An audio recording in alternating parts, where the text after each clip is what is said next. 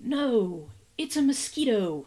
Which would be sweet if I didn't hate him. I was gonna say I don't get paid enough to endure these books, but I didn't get paid anything. I just did this.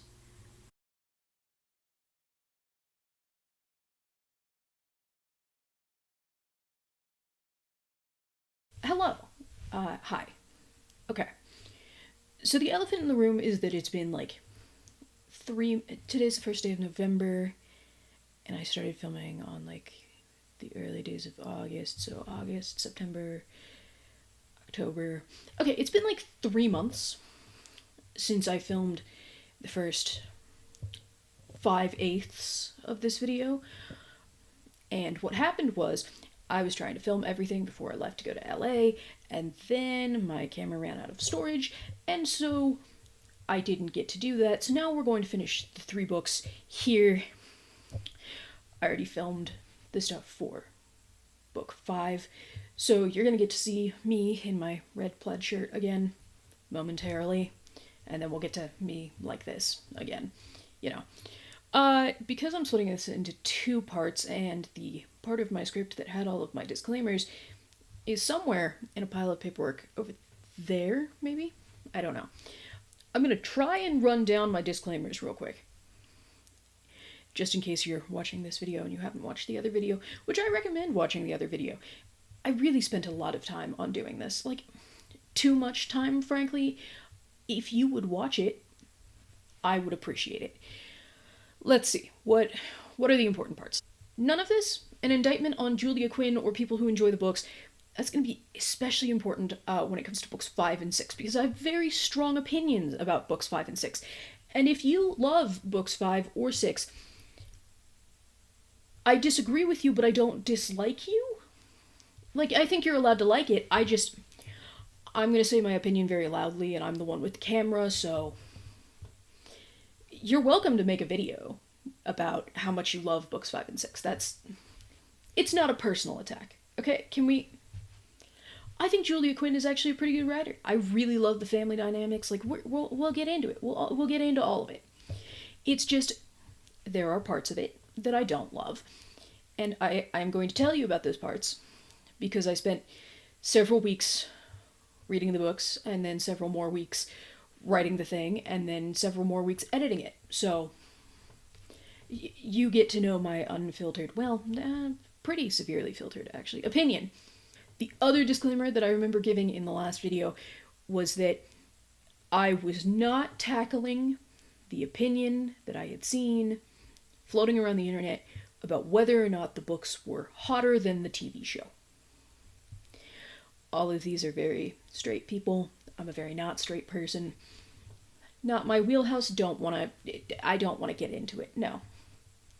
Not gonna address it. Thank you. If that's what you're here for, I'm sure there's another content creator who has dove deep on that specific facet. Look, I don't really want to get into the overview of the series again because, once again, all of those parts of the script are over there in a pile of paper that I don't really want to sort through right now. So I'm sorry about that, but I wasn't going to print it again. I did. No, there's a whole other video. It's 2 hours long. You can go watch that video. But if for some reason you were really committed to not watching that video and just watching this video, the Bridgerton book series is an 8-book, kind of 9-book because there is a second... Okay, Julia Quinn basically wrote epilogues for all of the books, and then she decided that she was going to write second epilogues for all of the books. Those were not originally in the published books, though they are in the newer editions. And those second epilogues were originally published like on her website, and then eventually they were published into this 9th book that included a novella about Violet. Okay, so there's kind of 8, kind of 9 direct Bridgerton books.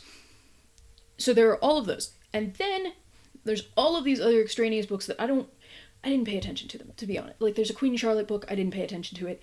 There's some other books that are, like, tangentially attached to, like, different people. Paid no attention. Didn't matter. My goal was to read the 8 direct Bridgerton novels. So each of the Bridgerton children had a novel, and I read it. Okay? And then I read their second epilogues. They're Regency era books. I think that, Hopefully, you're familiar with some aspect of this. Now I get to cut to me from 3 months ago, who thinks that I still have a chance of filming everything before I leave for LA. So best of luck to that poor sucker. Eloise's book.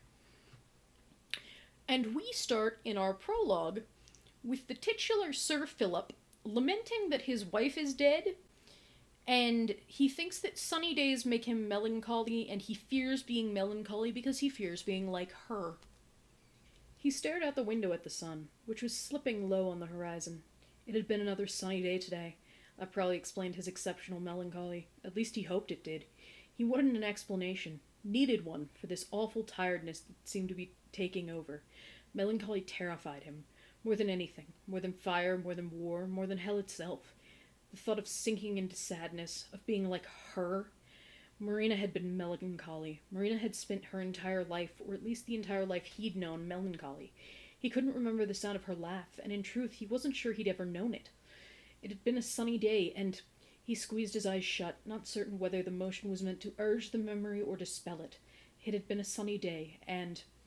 Okay, so we flash back to when Marina is alive, and we get a note that he is a very distant parent. He's also a botanist, which means that he is the first of our leading men to have, like, a profession, except he doesn't really, because he's also a lord, but whatever. So he's a botanist, and he's sitting in his greenhouse, and he sees this flash of red, and he thinks, oh, Marina is going out to be with the children, how lovely. And he's like, wow, I should really go be with my wife and children. So he goes out to find his wife and children to spend some time, and he realizes that Marina is heading towards the lake. And this is really weird, both because Marina doesn't swim, and it's February. So he follows her into the lake where she appears to be attempting to take her own life. He saves her life, and then he has this internal monologue about how he does not love her, but she's the wife and mother of his children, and underneath all of that horribly inconvenient depression, she's like an okay person, and so he doesn't want her to die. And Marina objects to being rescued, and he's really upset about this, but not for, like, the reasons one might think, or even in the general emotion one might hope. She coughed again, her body racked by spasmodic tremors. Then she began to suck in air, her lungs forcing her to live even where her soul desired something else. Marina, Philip said, his voice shaking with relief. Thank God. He didn't love her, had never really loved her, but she was his wife. She was the mother of his children, and she was, deep down, beneath her unshakable cloak of sorrow and despair, a good, fine person. He may not have loved her, but he did not want her death. She blinked, her eyes unfocused, and then finally she seemed to realize where she was, who he was, and whispered, no. I've got to get you back to the house, he said gruffly, startled by how angry he was over that single word. No. How dare she refuse his rescue? Would she give up on life just because she was sad? Did her melancholy amount to more than their 2 children? In the balance of life, did a bad mood weigh more than their need for a mother? I'm gonna spoil it for you now. This is kind of the attitude that every single character takes towards depression.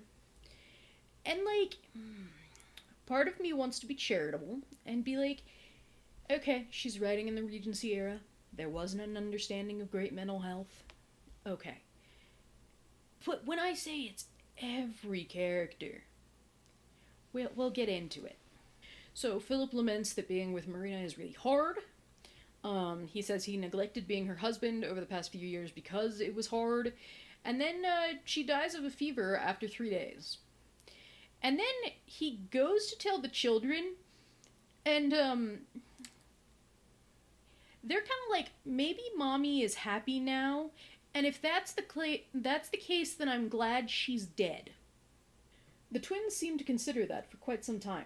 I hope she's happy, Oliver finally said, his voice more resolute than his expression. Maybe she won't cry anymore. Philip felt his breath catch in his throat. He hadn't realized that they had heard Marina's sobs. She only seemed to sink so low late at night. Their room was directly above hers, but he'd always assumed they'd already fallen asleep when their mother started to cry. Amanda nodded her agreement, her little blonde head bobbing up and down. If she's gone now, she said, then I'm glad she's gone. She's not gone, Oliver cut in. She's dead. No, she's gone, Amanda persisted. It's the same thing, Philip said flatly, wishing he had something to tell them other than the truth. But I think she's happy now. In a way, that was the truth too. It was what Marina had wanted after all. Maybe it was all she had wanted all along. So then, they're up in the kid's bedroom, and Philip is like, "The kid's bed's too tall. What if they fall out of their beds?" And he's like, "Do they even fall out of their beds anymore?" And he's like, "I don't know any of this." And he's like, "I'm a terrible father, and I'm not going to disagree with Philip on this matter." And Philip's like, "Well, I can't give my children a new father, but I can find them a new mom. That's a thing." And he's basically like, "I just want a happy wife who loves my children and does all the parenting because I certainly don't know how." A letter from Eloise Bridgerton arrives because Marina was her fourth cousin, and she is writing her condolences.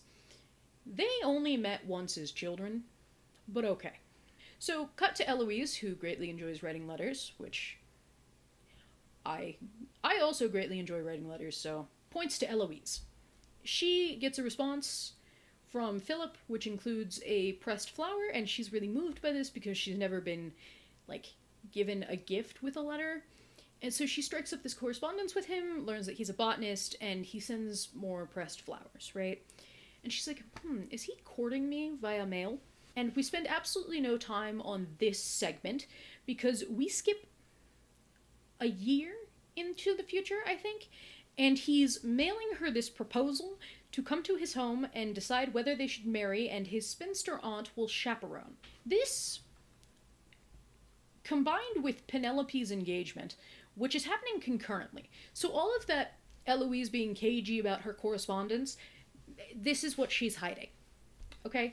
So Penelope's engagement and everything makes Eloise have this crisis about being unmarried and having these too exacting standards, and figures that mutual respect and companionship is better than nothing, given that all of her older siblings are married and she's kind of the last man. I mean, she's got her younger siblings, but whatever. And so then she is like, well, from a distance I've been able to imagine this Philip guy as being perfect, and this will probably shatter that. And then we get into this paragraph about how he was her secret alone, and then she was able to convince herself she wanted spinsterhood as long as Penelope was going to be a spinster with her. But now she's lonely. So Eloise plots this escape to meet Sir Philip in the country because she can't really imagine falling in love with anyone, or at least having a long-form attachment with anyone if she has to carry along her mother and sister during those conversations. Which, fair. So Eloise makes her escape during that ball where Whistledown is announced, though that doesn't come up. Yeah, she starts getting all daydreamy and fanciful, and she's like, oh, I need to return myself to logic. And then we learn that Eloise forgot to tell Philip she was coming, and you know what that means? There are once again no goddamn chaperones. Literally, it only held relevance in book 1. Well, that's not true. It held relevance in book 2 because they were caught. But, where are the damn chaperones? So then we're back in Philip's perspective, and he's like, Eloise seems like a really happy person, and I need someone to mother my unmanageable children. And he's like, Eloise is 28, so she has got to be a desperate spinster. So I probably have a shot, but she didn't write back to tell him she's coming. So he is like, oh, she thinks I'm crazy. Which wouldn't be wrong. His butler is super weird and comes to be like, hey, you have a visitor. And we learn a little more about the hellions that his children are. He sees Eloise and thinks he could drown in her gray eyes. And, quote, he does not think the word drown lightly. He's, confused by who this woman is, and she's like, I am Eloise, and he's even more confused. They have this really awkward interaction, and then the butler leads them to the drawing room for tea and muffins, and it's excruciating. Their conversation, the interaction. just incredibly excruciating, I'm sure both to participate in and, as me, to read. This continued conversation is just stilted and uncomfortable for everyone, including myself, and Philip announces he has children, and Eloise is like, you didn't mention this in the year-long courtship via mail that you ended in a proposal of marriage.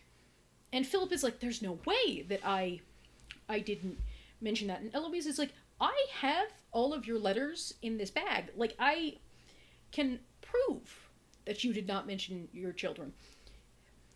This becomes of no consequence. He's like, you saved my letters, and is super confused. And she's like, you didn't save my letters? And he's like, no. There's probably some kicking around, and Eloise is pissed off, which is fair. So then there's screams and crashing heard from a different section of the house, and Eloise is like, hey, Phil, maybe you should do something about that. And he's like, I guess I should. But it's so much easier. Like, this is internal. He's like, I should, but, like, it's so much easier to just, like, let them do whatever the hell they want until they tire themselves out. Dad of the year. Eloise glanced towards the ceiling, as if expecting plaster to start spinning down at any moment. Shouldn't you go to them? She asked. He should, but by all that was holy, he didn't want to. When the twins were out of control, no one could manage them, which Philip supposed was the definition of out of control. It was his opinion that it was generally easier to let them run wild until they dropped from exhaustion, which usually didn't take too long, and deal with them then. It probably wasn't the most beneficial course of action, and certainly nothing that any other parent would have recommended, but a man only had so much energy to deal with 2 8-year-olds, and he feared he'd run out of his a good 6 months ago.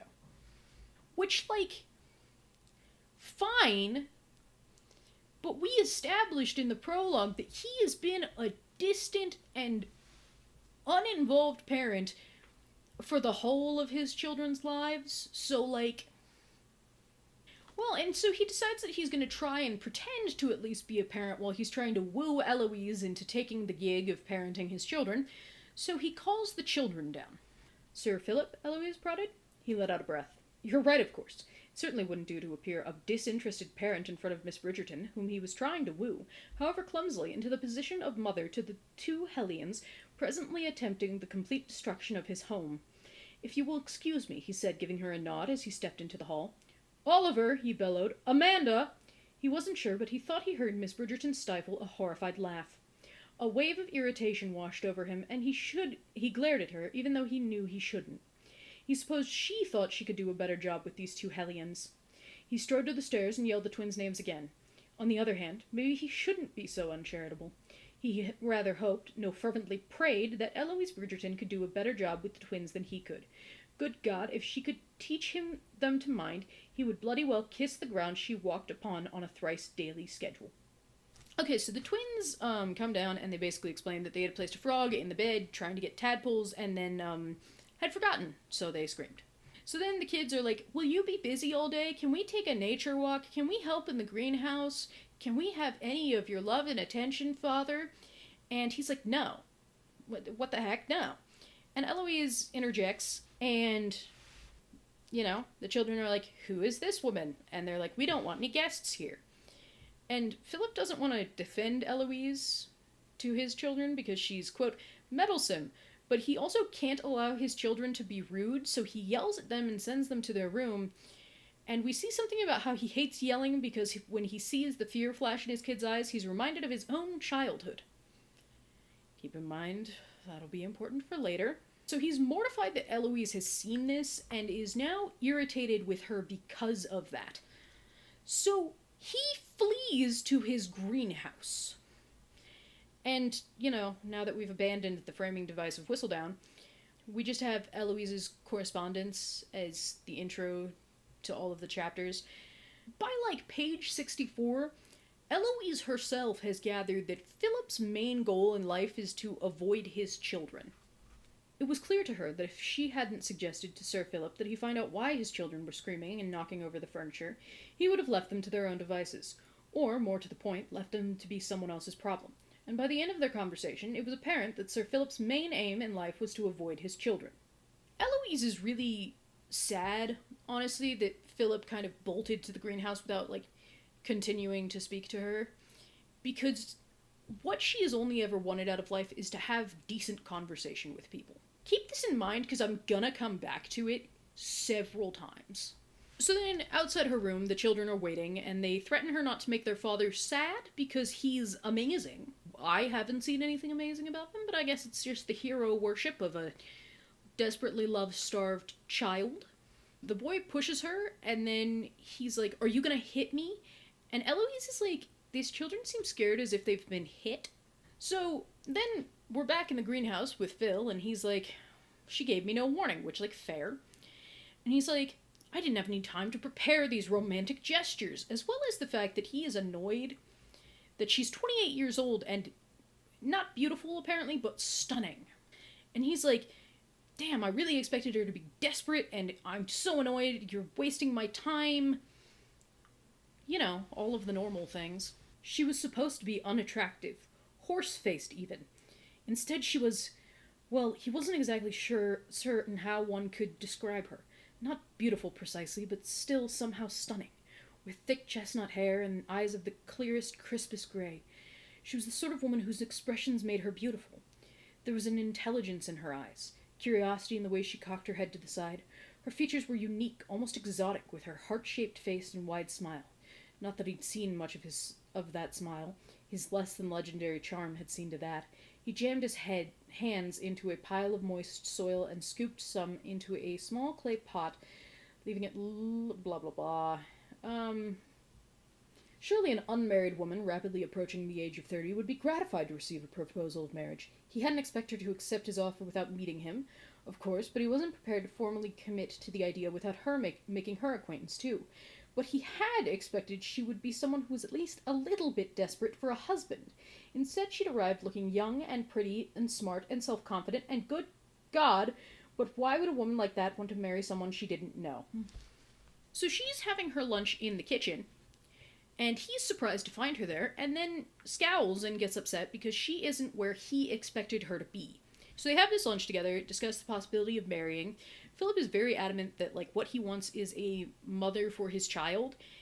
And Eloise is like, "I rejected several proposals, but I find out that I want a husband after all." And Philip is like, "This is weird. I need her more than she needs me, even if she is elderly and decrepit. I need to make sure she stays." But wooing her wasn't going to be as easy as he'd anticipated. It was clear to him that he needed her more than the other way around. He'd been counting on her being a desperate spinster, which was clearly not the case, despite her advanced years. Miss Bridgerton, he suspected, had a number of options in her life, of which he was only one. But still, something must have compelled her to leave her home and travel all the way out to Gloucester. If her life in London was so perfect, why then had she left? But as he watched her across the table, watched her face transform with a mere smile, it occurred to him he didn't much care why she'd left. He just needed to make sure he stayed. Okay, so then Philip is, like, thinking about how beautiful Eloise is and how long it's been since he's been with a woman, blah blah blah. And I only mention this because he talks about how Marina's depression got worse after the twins were born. And how, like, even after she was physically healed, he couldn't have imagined forcing himself on her. Okay. We like this in theory. The immediate next line, though, was, "How is one supposed to lust after a woman who always looked as though she might cry?" Which, that doesn't feel like... Yeah, it makes it seem like his decision not to rape his wife was not based on any moral or care for her, but rather disgust with her depression. So it was like, okay, that's not great, but, you know, it's not as bad as it could be. And then I turned to the very next page, only to get a recount of the one time where he did sleep with her after the twins were born. And basically, she didn't stop him, but also didn't participate, and by his own admission states that he felt morally corrupt, soiled, and like he had violated her, even though she never said no, and in his subsequent disgust, pukes. He basically talks about how he had behaved like an animal trying to provoke this response from her, and when that hadn't worked, he decided to punish her, and was too rough, even though he didn't think he hurt her.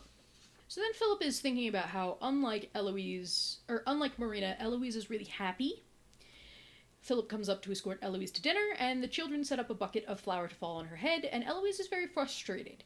Philip is unhelpful and checks her head for wounds, and Philip thinks he's almost glad that they dropped the flour on her because now Eloise is going to take care of the children. What that means is kind of unclear. So Eloise's plan involves hiding a fish in the girl's bed and making the boy wait in suspense. And so at dinner, Eloise is like, hey, you told the kids that, like, I'm here as your prospective wife, right? And he's like, no, I don't tell my children the details of my personal life. And she's like, shrugging, and he's like, I don't need your advice on how to raise my children. And, like, you plotted to seduce her here for that sole fact, so I think you do. And so she's like, I'm just gonna go. I'm gonna go to bed. I'm just not gonna deal with this. He's like, no, just wait at least until my daughter comes down. And so the daughter comes down, complains of the fish in her bed, and Philip thinks that he should have put a fish in her bed months ago. And then she laments that her brother wasn't punished, and Eloise is like, I'll punish him eventually. And this is a weird endorsement of what basically boils down to guerrilla warfare parenting. We get another internal segment from Philip about how wretched it was to live with Marina and how wonderful it could be to live with Eloise. So then Eloise is walking through the house with him. They're looking at a bunch of portraits. She's like, he could be a good husband. Which I don't know how that's what's been gathered from any of the conversations that have been had so far, but fine. Eloise has a single memory of Marina, and it's her pretending to read a book while Eloise played when they were children. Eloise wants to see the greenhouse, and it's night, and they go with a lantern, and neither of them have actually brought up the fact that there are no chaperones, which is weird. Philip thinks about how he used to work a lot late in the greenhouse to avoid the temptation to go sleep with Marina. Each additional fact about this gets worse. So then he decides to kiss Eloise, and he's like, I'll stop if she says no, but then closes the distance between them so there isn't time to say no. And, like, we know because of her internal monologue she wouldn't have said no, but still. Anyway, they kiss a bit, and then we cut to the next morning. Eloise is walking down the hall, and she trips on some twine that the twins have. She trips on some twine that the twins hung up and gives herself a black eye. And so Philip is pissed at the children, and he's demanding they come down and be punished, even as Eloise is like, no, don't do that. So then he's thinking about how he blames himself, not the children. Eloise is nursing her black eye on the ground, and Philip yells at his children, takes them to a room in private, and Eloise is thinking about, is he hitting his kids? And they come out, and the girl offers her an apology and a box of lemon drops she has, and Eloise is like, I don't need your lemon drops. And the girl looks really alarmed, and Eloise realizes they had to give her something as decreed by their father, and so Eloise is like, I would like an afternoon together. So Philip checks out her eye. They talk about how he was a boxer. He says they need to get her a chaperone, and it's been like 2 days, and so it's too late. Eloise is, like, unbothered about how this may impact her reputation, and Philip is like, is she already ruined? Was that why she came here? And then is pissed off at the idea that she had a lover. Philip then thinks about spanking his children, and he doesn't know what else to do with them, and prides himself on never having hit them with anything other than his hand. But half the time he does spank them, he, like, suffers these horrible flashbacks to his father hitting him, and then breaks down shaking and sweating at how much he wants to beat his children. Yeah, he reflects on this time that he had gotten a whip to hit them, and then was, like, really horrified by his own thoughts, and then dropped it. And Eloise's thoughts on the man oscillate very quickly. She's bored because he left her injured in the garden to go work by himself, and she gets up, and he yells at her for being up, and then forbids her from taking a walk, and, like, literally comes, picks her up, sets her back on the couch, and Eloise eats alone in her room. Philip stews over this. He has this disdain for his servants because they know she's avoiding him, and he hopes they have to eat the fish that was in his daughter's bed. He then thinks about allowing Eloise to put the fish in the bed was the only good parenting he's done in months. The next morning, Eloise finds Philip gone, and she's like, well, I guess I'm going to take the kids swimming, because they say that their old nurse left them, and they are tentatively beginning to like Eloise. Philip learns they're at the lake and freaks the hell out, yelling at them that he told them never to come to the lake. And Eloise is like, no one told me, thank you. And Philip says, I care because my children cannot swim. And Eloise goes, they can swim. I assume you had taught them. So then Philip has a breakdown about how little he pays attention to his children, that he didn't realize they could swim. Yeah, so then Philip has this panic about Eloise being in wet clothes and how it will kill her, even though it's the middle of May. And so he kind of disassociates and then kisses Eloise, who realizes she's being used as a distraction and stops him. They have dinner. Eloise says he can get to know his children and should take them swimming. He says yes, invites Eloise. And then the Bridgerton brothers arrive to beat the hell out of Philip, and I honestly can't blame them. And there's a whole argument between Eloise and Gregory because she's upset that he's there even though he's younger than her. And if we all recall, she has a black eye, and so all of the guys are like, oh my god, he hit our sister. Which, you know, is maybe a fair thing to think. And ultimately, like, Antony and Eloise are having this whole conversation, and so as that's happening, Colin is just like, I'm just gonna sit down, and he eats Philip's dinner, and he's bemoaning how much he misses his wife and the fact that he has to be separate from her, and that is more character and more that I know about Colin than I learned in his entire book. So Antony is talking to Eloise, and he's like, so you have two choices. You can marry him in 1 week or 2 weeks. And Eloise basically is like, I have known this man for 2 days. What the fuck do you mean? And Antony's like, well, Mom went to the bank to try and, like, make sure we have funds to ransom you because you made everyone think that you were missing, and then we're alone with this strange man for 2 days, so you're marrying him. Okay. Anyway, upon learning this, Eloise collapses into a puddle of tears because, you know, she feels bad that she upset her mother, and because she really wanted a love match. And she's like, Antony, you should understand, you love your wife. And Antony is like, I was entrapped into marriage via a bee sting. I didn't know I loved my wife at the time. So then Antony's like, okay, here's what's gonna happen. The brothers Bridgerton and Eloise are gonna go to Benedict's house, which is nearby, for a week. Philip's gonna visit every day, and we're gonna decide whether he has the proper character to marry our sister. So the next day, Philip shows up, and he's, like, super unromantic, and is like, well, we have to be married, but, like, you know, you'll be a great help with my children. So yeah, and she's like, I guess so, yep. And he's like, that's settled. And he kind of gets pissed off that Eloise isn't really jumping for joy, and he mumbles about women lacking sense. And Eloise is like, dude, what the hell? I'm glad I know how you feel about women before we're getting married. And he's like, oh, actually, I've changed my mind. And she's like, what? And he goes, yeah, I don't actually have an issue with women. I have an issue with you. You are insufferable, actually. And this is just me interjecting that his attitude towards his poor dead wife really doesn't give the impression that he respects women. Yeah, so she then apologizes to him, because, you know, he's the one who needs the apology here. And, he's like, well, I decided to marry you anyway before your brothers showed up, so, you know. And she's like, why? Can we have a discussion about this?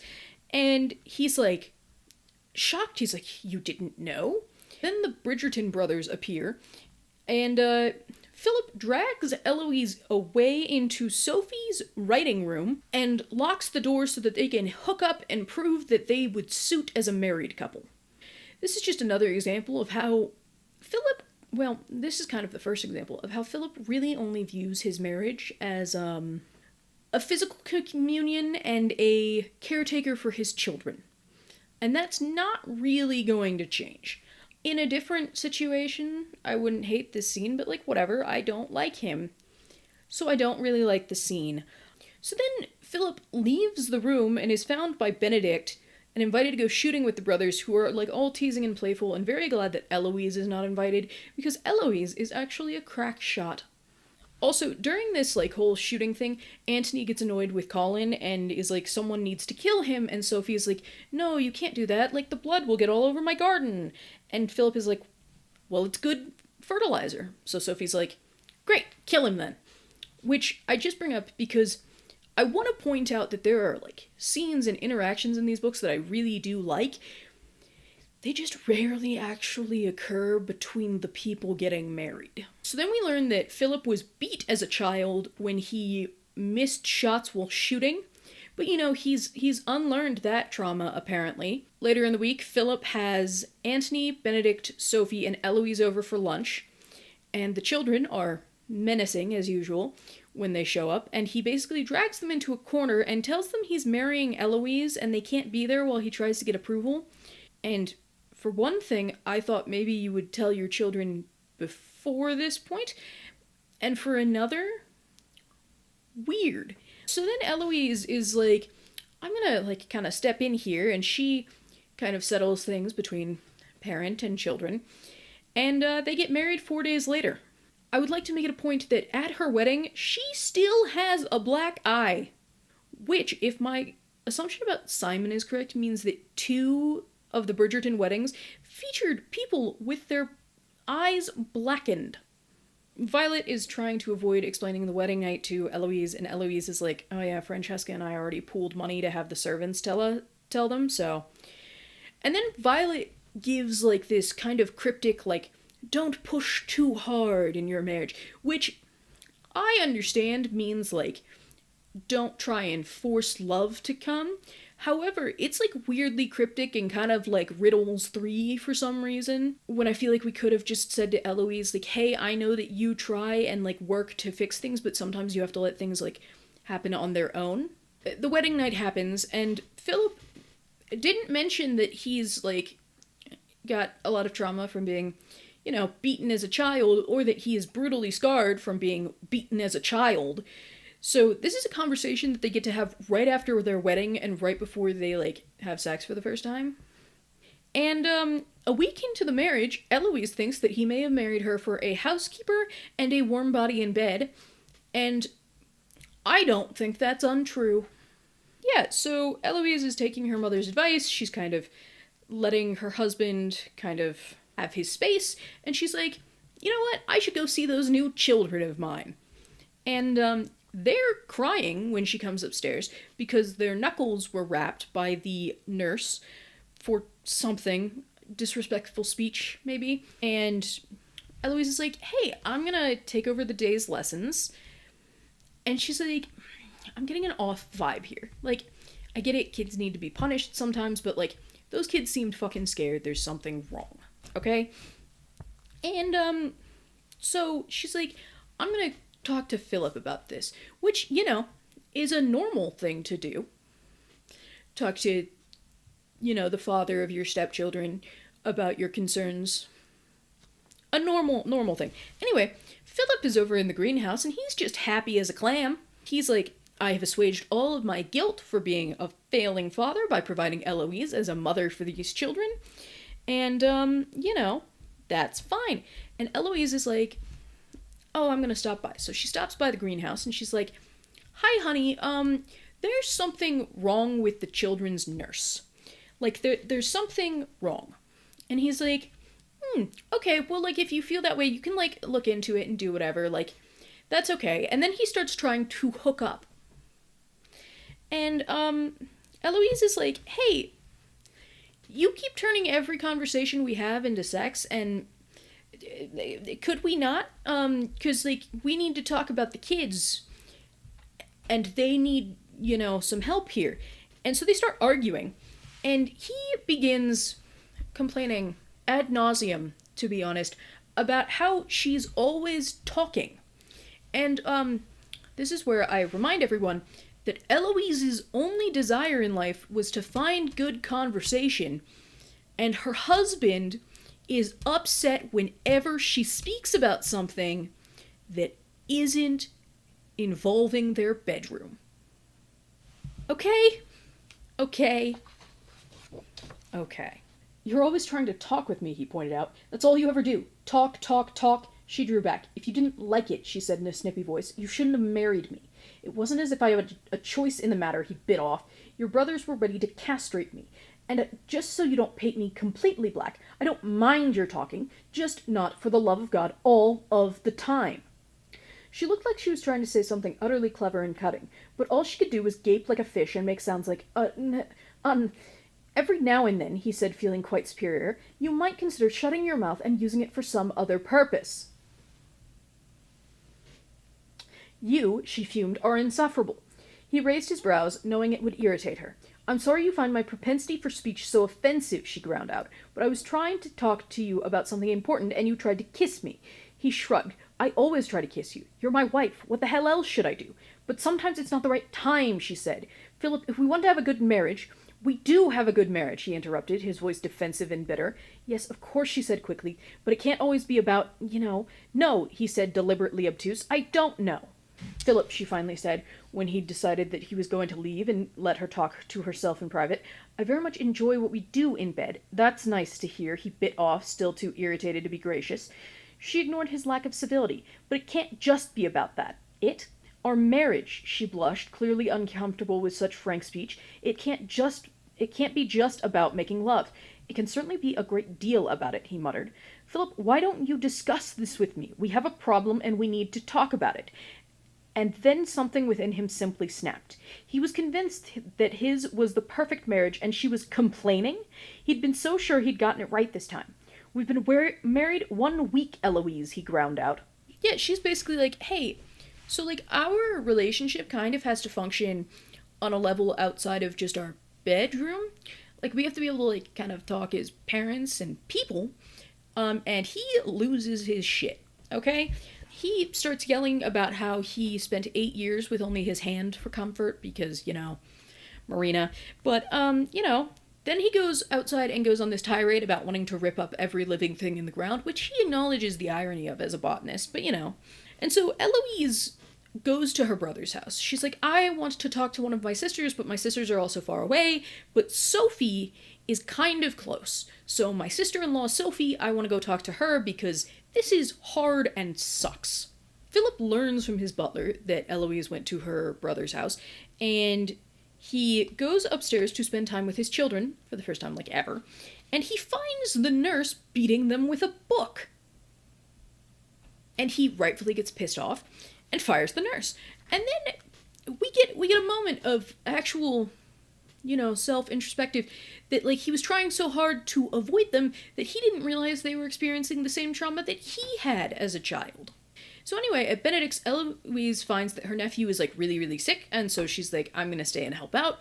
She sends a note to Philip that she's there because her nephew is sick, and, Philip is like, oh my god, my wife has left me, and he's like, I gotta go find her, and he leaves before the note arrives that explains where Eloise is and why. So then he gets there, and when people are like, oh, there's something wrong, he's under the impression that Eloise is dying. For reasons. So then he makes a willow bark tea because, he's a botanist and knows plants. And the fever breaks for the little boy, and the next day they get in their carriage and go home. They have this talk, and Philip is like, yeah, you know what, I was wrong about the nurse. She was beating our children. And then Eloise spends the conversation trying to convince Philip he's nothing like his father, and he's like, I swear to be a better dad. And you know what? Admirable goal, I guess. Philip is like, I thought you left me. Eloise is like, I took vows in that church to be a mother to those children. What the hell do you think is wrong with me? That's an important thing to me. And then Philip gets jealous of his own children because despite how many times he's been like, oh, I want to get married just to give my children a mother, he's like, I want her to love me instead. Why is she so worried about these children? So then Eloise spends the day alone. She finds Philip in the hallway that evening looking at Marina's portrait, and she's like, oh, I love him. Cool, I guess. And once again, I'm going to talk about how much I hate that they are, waffling back and forth about being in love after marriage. I don't like it. Philip finally explains that Marina was depressed. They actually told everybody that she had influenza, not that she had attempted to end her life. And so Eloise is like, Well, there's nothing that you could have done, my dear. Some people are just born melancholy, and even when she was a child that time and I met her, she never laughed. What kind of kid doesn't laugh? He goes back to the whole Marina ruins sunny days for him thing, and then he's like, oh, she couldn't even end her life properly. And then he's like, well, that was probably my fault for fishing her out of the lake, but still. I can't. Philip is like, hey, so like when we were having that conversation in the greenhouse, you said that we had a problem, and you know what? Until you've suffered through my marriage with a depressed woman, you don't get to complain about what we have together because this is heaven.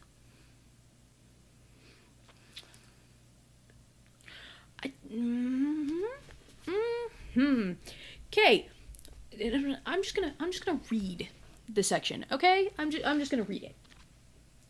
Yesterday, he said, his voice abrupt. You said we have a problem. No, she cut in as quickly as she was able. I didn't mean, you said we have a problem, he repeated, his voice so low and forceful she didn't think he'd hear another interruption even if she tried. But until you've lived through what I've lived through, he continued, until you've been trapped in a hopeless marriage to a hopeless spouse, until you've gone to bed alone for years, wishing for nothing more than the touch of another human being. He turned around, stepped toward her, his eyes alight with a fire that humbled her. Until you've lived through all of that, he said, don't you ever complain about what we have, because to me, he choked on the words, but he barely paused before he continued, this, us, is heaven, and I can't bear to hear you say otherwise. Oh, Philip, she said, and then she did the only thing she knew to do. She closed the distance between them and threw her arms around him, and held on for all that she was worth. I'm so sorry, she murmured, her tears soaking into his shirt. I'm so sorry. Why is Eloise the only one apologizing for anything in this book? Like, literally, even when Philip's like, yeah, I was a terrible dad, Eloise is like, and I'm so sorry that you had trauma that made you a terrible dad, and we're gonna work to fix it. Like, everything is her apologizing. Everything. So then they decide that they're gonna go and take the kids and have a nice day shopping.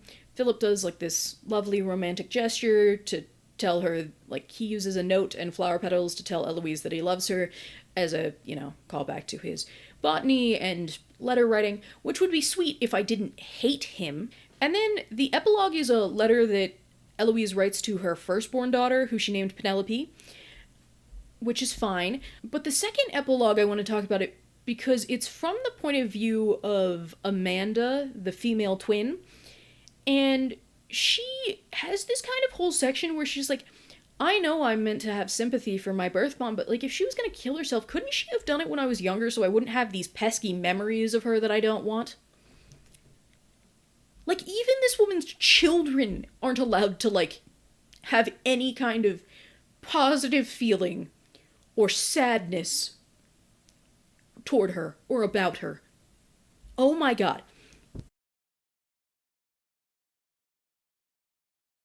You may have caught on that I hate this book, and I'm not gonna lie or sugarcoat that.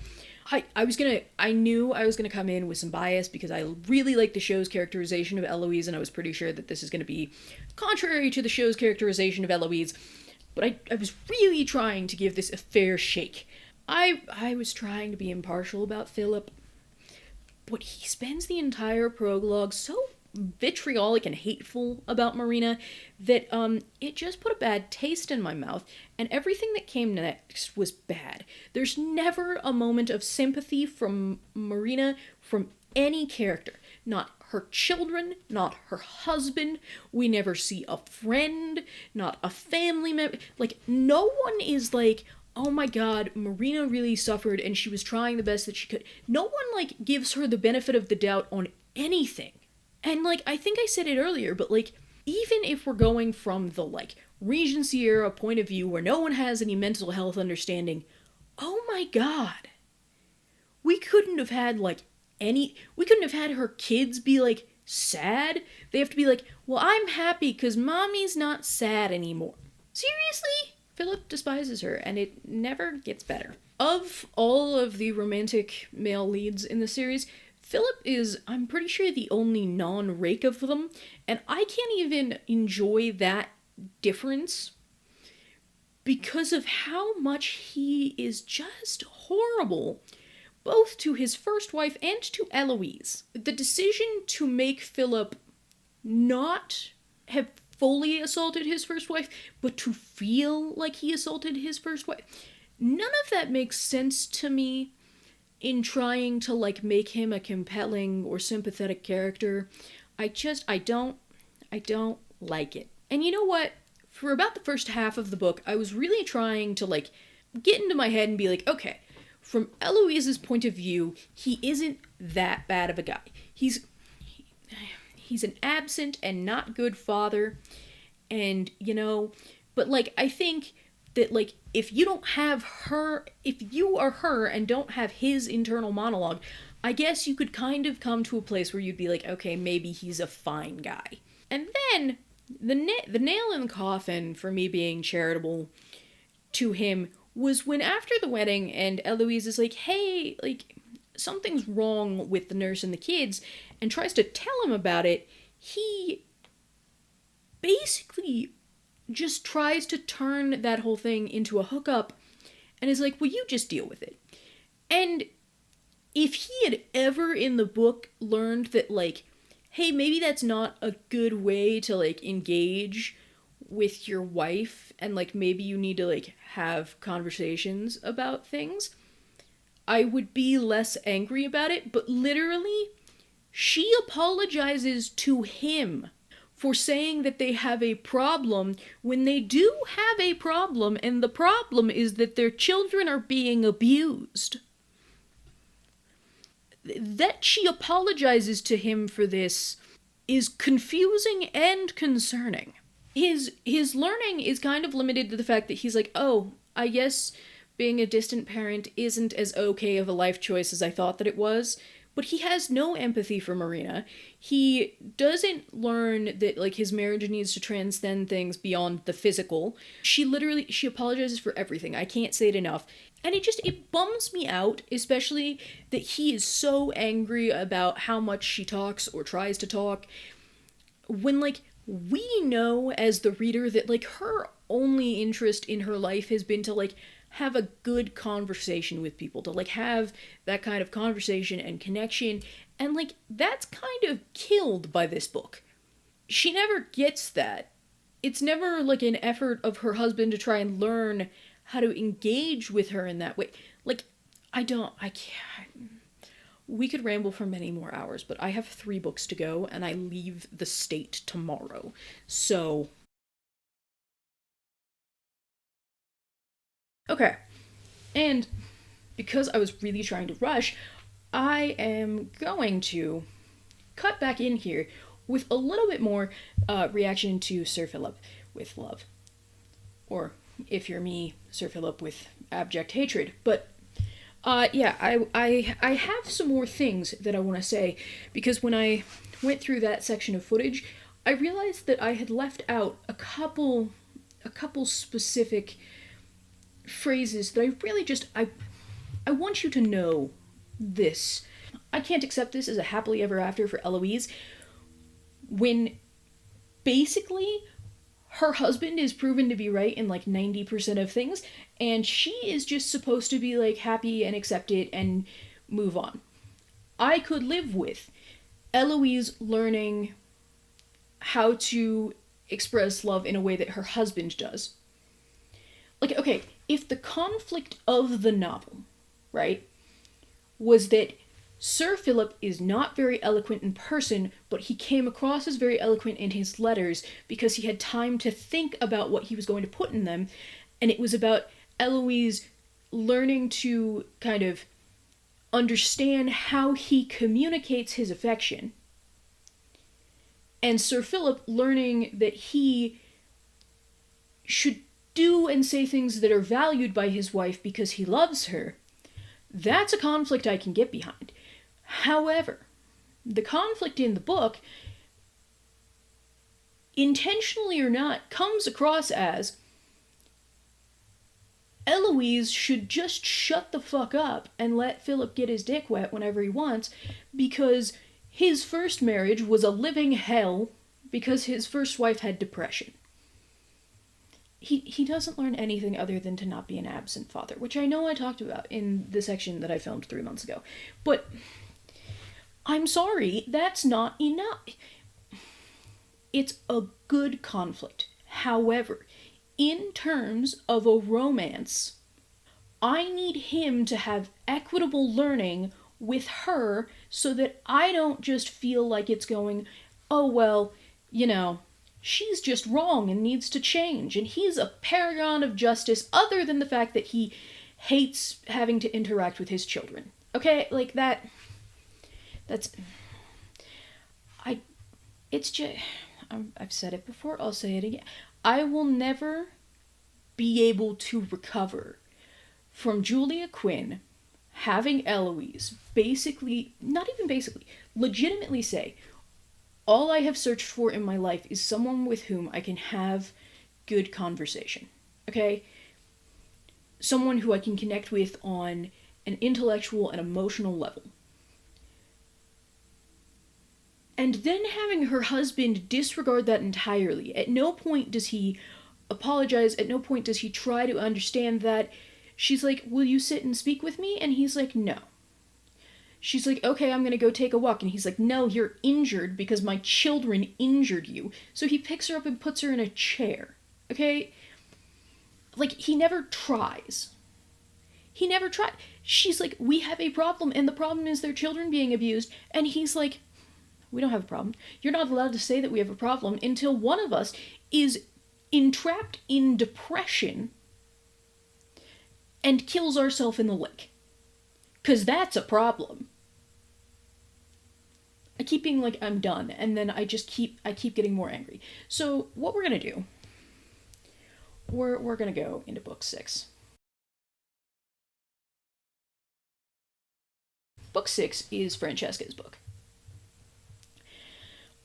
It's structured differently than all of the other books, which I find really interesting. However, I have thoughts.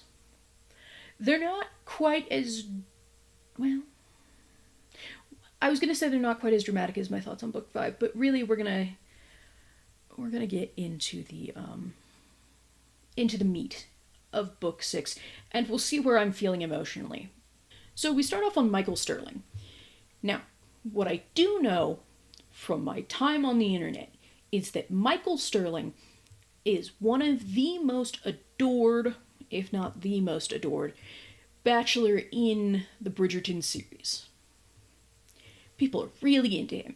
And I don't know if this was unfairly skewed by the number of videos that I had to see in the aftermath of the reveal of Michaela Sterling, where people were like, oh my god, but Michael's the best, and it's just because, like, they're upset there's change. Or if people are genuinely most into Michael. I have a theory about why people are so into Philip and Michael, and I'm gonna get into it, even though I don't really want to, but we're gonna get into it later, okay? I'm gonna put off that for as long as possible. Okay, so we meet Michael Sterling, okay? Heartthrob of TikTok. He has a love at first sight moment with Francesca. Very unfortunately for him, he meets her at I'm going to call it a rehearsal dinner. It's not a rehearsal dinner.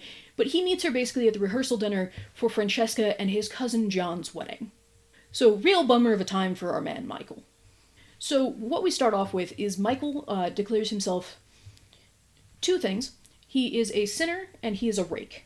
Okay? Sure enough. Then he kind of lists out his moral code.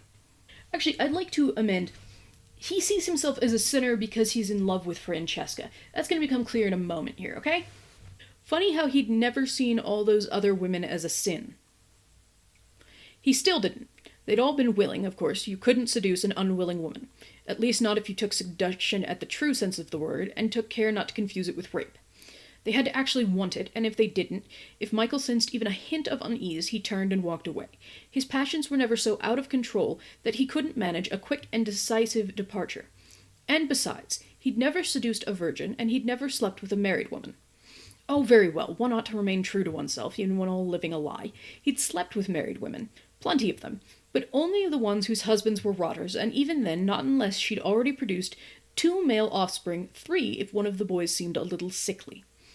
While rereading that passage, I did have a thought, which is Michael, like, holding physicals for the sons of these terrible husbands? Like, is he getting a doctor to, like, look at them and be like, oh, Johnny's a little sickly, so you can't sleep with her unless she has a third son. Like, what a weirdly... Or, this is assuming that, like, he's seeing all of the children. I get the sentiment, I'm just trying to think about, like, what that would look like in practice.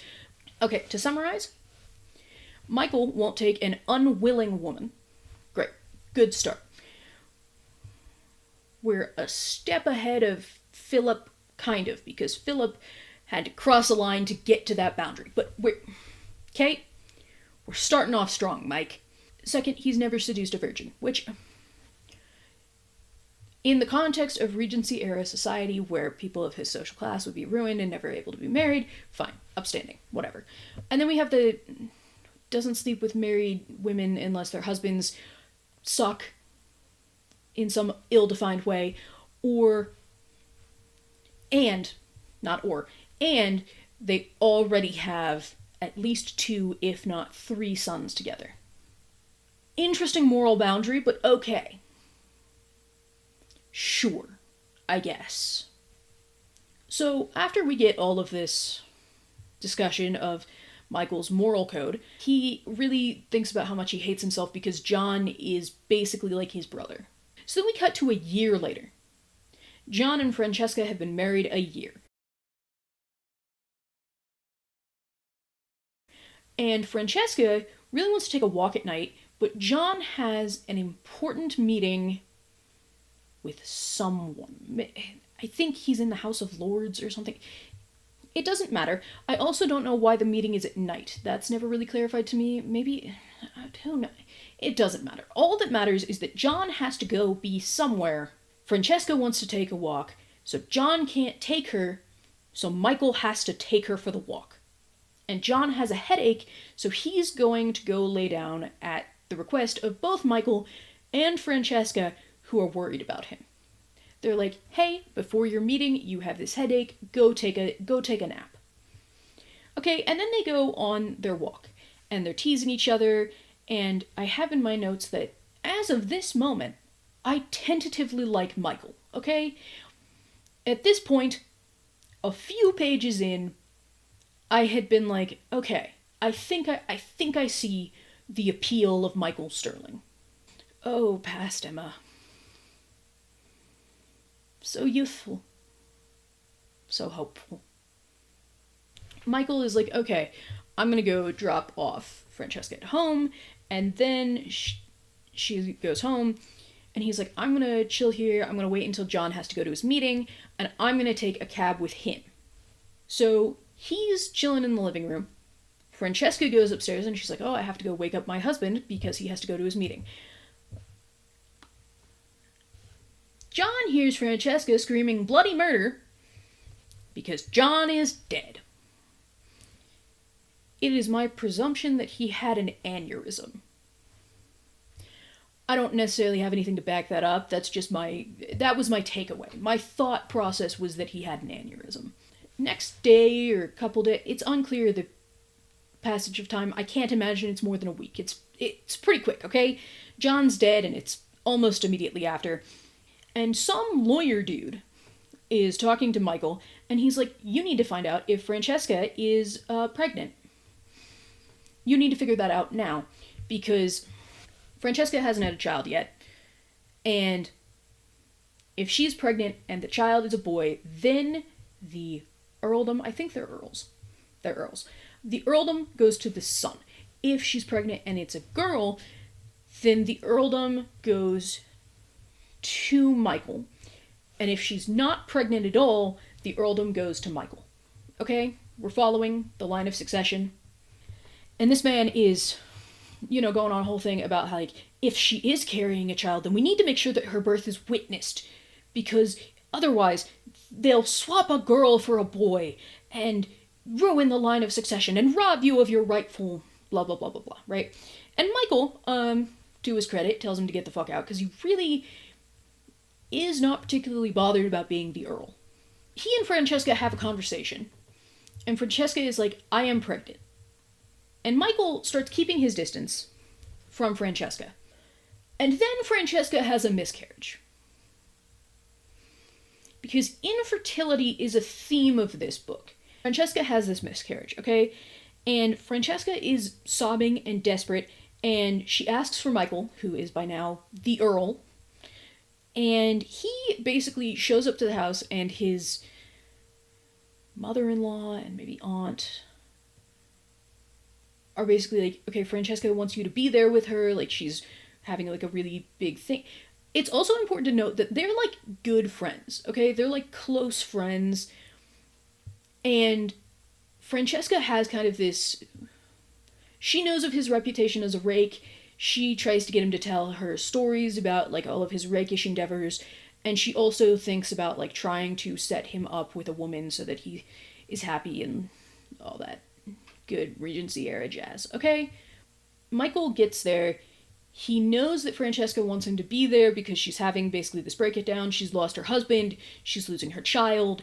All this shit, right? And he, panics and, in his own words, flees like a coward. So after that, Francesca comes to see him, you know, because he is literally her closest friend in the world and the only person who knew John about as well as she did. Okay, so she's like talking about how Michael should be more upset about the loss of this child because if the child had lived, Michael would have fulfilled a fatherly role to the kid. And Michael, I understand where he's coming from, but basically he gets really upset and he's like, I'm not John. I can't be John. I can't replace John. And then he grabs her quite violently, and when he lets her go, she's like, maybe we shouldn't see each other for a hot second, okay? So then he gets really drunk, and he takes that as a sign to go to India. So then 4 years pass. Francesca realizes that she really wants a child, and she is currently the Countess of Kilmartin? Yes, she is the Countess of Kilmartin. I actually put it in my notes. She realizes that to do this, she has to give up her position as Countess, and she has to marry someone else. But she really wants a child. She really wants to be a mother. This is going to be a thing, okay? So as one would, I should also mention that their estate is in Scotland, okay? So she lives in Scotland, she runs the estate in Scotland, because Michael, the Earl, has been in India for 4 years. So she's in Scotland, and she's like, okay, well, time to go to London and find myself a new husband so that I can have a child. Which is less stupid if you remember the time period. It's just that when I have to say it out loud, boy oh boy, what a experience. So back to Michael.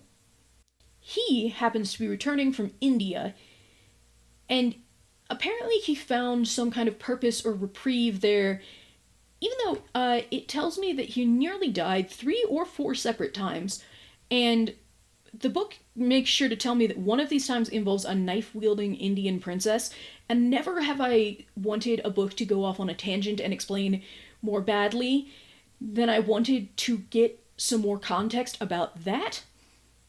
However, we do not, and I don't get to know anything else about that. Michael is like, okay, it's been 4 years, I think I'm finally in a place where I can be friends with Francesca again. So then he's like, actually though, if I'm lucky, she'll just stay in Scotland at the estate and won't come to London. And because they're not speaking, he doesn't know that she's going to London to find a husband. Cut to London, in the Kilmartin house in London. Because all of these people have multiple houses scattered throughout the country. So they're in the London house. And Francesca didn't write her house staff to let them know she'd be coming to London a month early. As such, they didn't purchase enough coal to heat the house for her. So she's frozen. Her room is absolutely massive, and it's very difficult to heat even at the best of times, but when they have so little coal, it's basically impossible. And so she's like, you know what? The library is a smaller room. I'm just going to go there and it's going to be great. So Francesca, as one would, goes downstairs in her own home, opens the door to her library, and is shocked and appalled, as once again one would be, to find a man standing in her library. He turns around and it's Michael, so it's okay. Like, we've gotten over the shock. However, with Francesca on the alarm of finding a strange man in your library in the middle of the night. Not that I have a library, would love a library. You get the point. Like, if you went into your kitchen and there was a strange man there just looking in your fridge, you would be like, sorry, what? And then you'd probably scream in terror and die, I guess. This got morose. I'm sorry. They start talking about how much time has passed since they saw each other. My notes say, then we get our first strike against Michael. He says that Francesca is just how he remembered her, but then points out that her wardrobe is different because she is in her night clothes. He points this out to her. And she, gasps and tries to cover herself because she was like, I am alone in my home, so it's fine if I go to my life, you know? And he takes pleasure in having offended her because he needed space from her. Yeah, so basically, this will be a theme. Michael won't set boundaries in a normal way. In fact, as my next note says, he thinks that Francesca will have to be the one to set boundaries between them because he can't. Which really just means he will not. He won't set a boundary between them. And instead he manufactures these kind of awkward things so that she will create boundary. It's very strange. As he's standing there in this library, as she's in her nightgown, he kind of has this thought of like, you know, now that John's dead, there's no reason that I actually can't be with Francesca. Like, the only thing stopping me is my conscience. Because, you know, John was like my brother, and this is like my dead brother's wife, so like, how could I? But he's very aware that there is no longer the physical boundary of his cousin John being there as a husband to keep him from being with Francesca. And then he looks at her and is like, she has no idea I want to peel the silk from her body, and on and so forth and what have you. And this is where my liking for Michael started to diminish. Unfortunate. Yeah. I don't remember why exactly. She touches his arm, maybe to get his attention or something, and he kind of loses it. He's just like, his internal monologue is just like having a moment, okay? Francesca's like, look, there is not a room set up for you. Go take my room, and I will sleep down here. Which was her plan originally, because upstairs is cold as hell, okay? And he's like, no, take your room, I'll sleep here. And then he's like, actually, no, what's the point of being the Earl if I can't just have a room set up whenever I damn well please? So he starts ringing this servant's bell, just very fervently. And he's like, dear God, when will this servant show up so that I'm not alone with her? Francesca is like, I would love to hear about your time in India. Like, I think that would be super cool.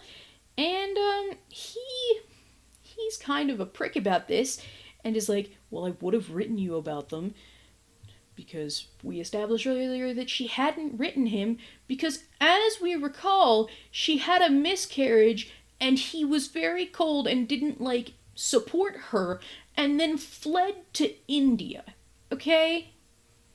And basically, she's like, I was mad at you for leaving, because John had just died, you were one of the closest people in my life, I lost my child, I was mad at you. And then she apologizes. And she's like, I also really just didn't want to write you because it made me think of John, and I couldn't think of John more than I already was. So then, the next morning, Francesca writes John that she thinks they're living together alone, by which her not having a husband, him not having a wife, I mean, there's like a bevy of servants everywhere, so like they're not technically alone, but you know, Regency alone would cause gossip, so she leaves to go to her mom's house and asks him to come by so that they can talk. So Michael is over here having reverse culture shock because he's lived in India for 4 years and is, you know, not used to England. Michael comes to visit Francesca at Violet, her mother's home, and then he flirts with Violet a lot, actually, as Francesca walks into the room, which felt like an odd choice, but I know it's like the kind of, this sounds so weird to say. I know it's the kind of flirting where you flirt with like an older woman so that she feels like nice or whatever and you don't mean anything by it, but it's still weird that he's flirting with the mother of the woman he's in love. Maybe it's not weird. What do I know? Okay. Violet is like, hey, you're gonna come to dinner. Okay, come to dinner. It's gonna be great. And then Francesca and Michael go out on a walk. Francesca is talking about how much she doesn't really like staying at her mother's house because she's been a grown-up woman used to running her own house, and she really likes these benefits that come with having been a married woman. Even being a widowed woman, it gives her a lot more freedom and a lot more power than she had as an unmarried woman. She also points out that she and Michael are now able to like walk together and hang out, as previously they would not have been able to with his reputation. So like being a widow and having kind of that power means that they can hang out. He is a rake of notorious legend. Now, we've heard this about many of them. Well, okay, we heard this about Simon, we heard this about Anthony. We did not really hear this about Colin or Benedict, and we definitely didn't hear it about Philip. Something about the women in the Bridgerton books attracts these just like notorious men who just kind of use women. Yeah, he's this notorious rake, and women apparently still approach Francesca and talk about him. They're like, oh my god, you know him? And she's like, it's really odd to be the confidant of the most notorious rake in London. Also, I forgot that this takes place kind of concurrently with Colin's story. Like, it's kind of happening alongside Colin and Eloise's books. This is just kind of like also happening at the same time everything else is. These three books are like happening all at the same time. They attend many of the same events.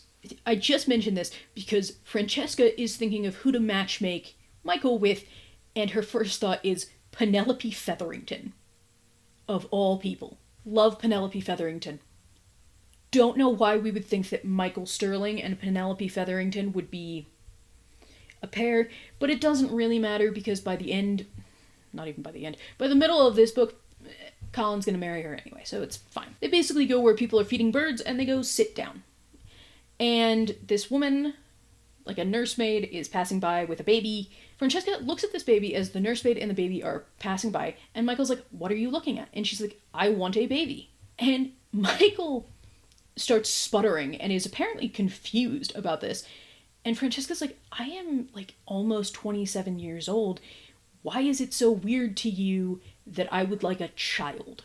And he's like, well, you usually need a husband for that. And Francesca's like, yes, that's why I'm in London, you moron.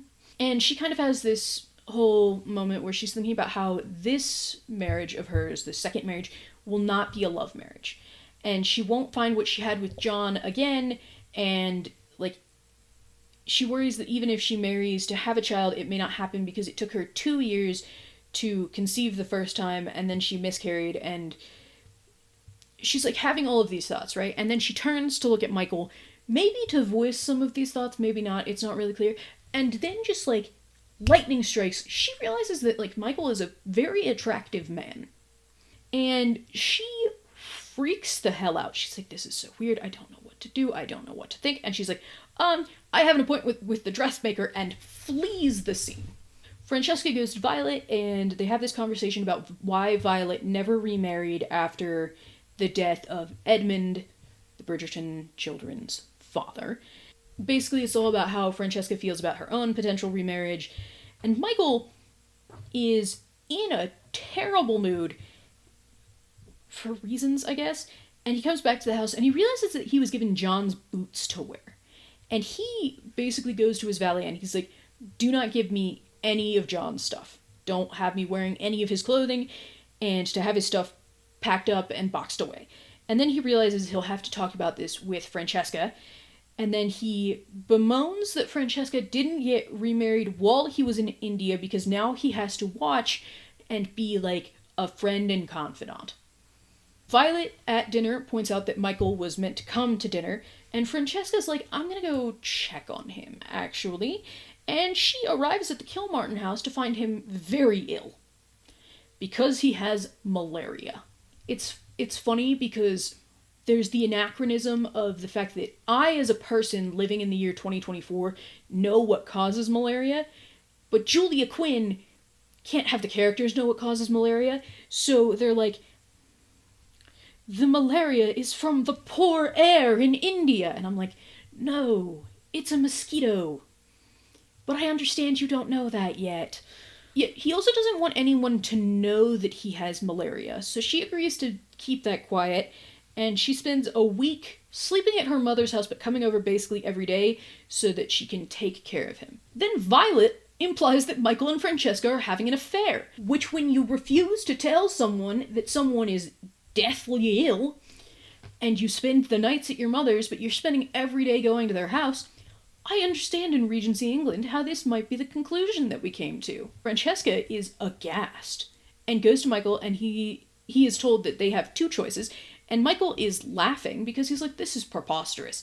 She's frustrated, and he's like, most women would be flattered. And Michael is like, my reputation is deserved, and he likes, like, teasing and needling her about it because, okay, I'm gonna give you a multiple choice here. Do we think that Michael enjoys needling her about his reputation? A, because he's flirting.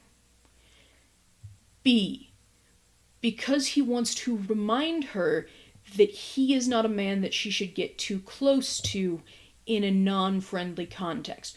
Or C, because it makes her feel a fraction of the pain that he does. The answer's C. I don't actually know what that means. So then Colin comes into town, which distracts Violet from, coming over and saying things. So Violet doesn't come, and then John and Michael's mothers arrive in London. Like, they were up in Scotland, now they're coming down here, which means that Francesca and John will not be alone in the house anymore, so she can come back in. And the mothers together care for the malaria-ridden Earl and plot to have him married. Michael, and everyone else, is obligated to attend Violet's birthday ball. This is the ball where Lady Danbury puts the bounty on Lady Whistledown. That's not going to come up.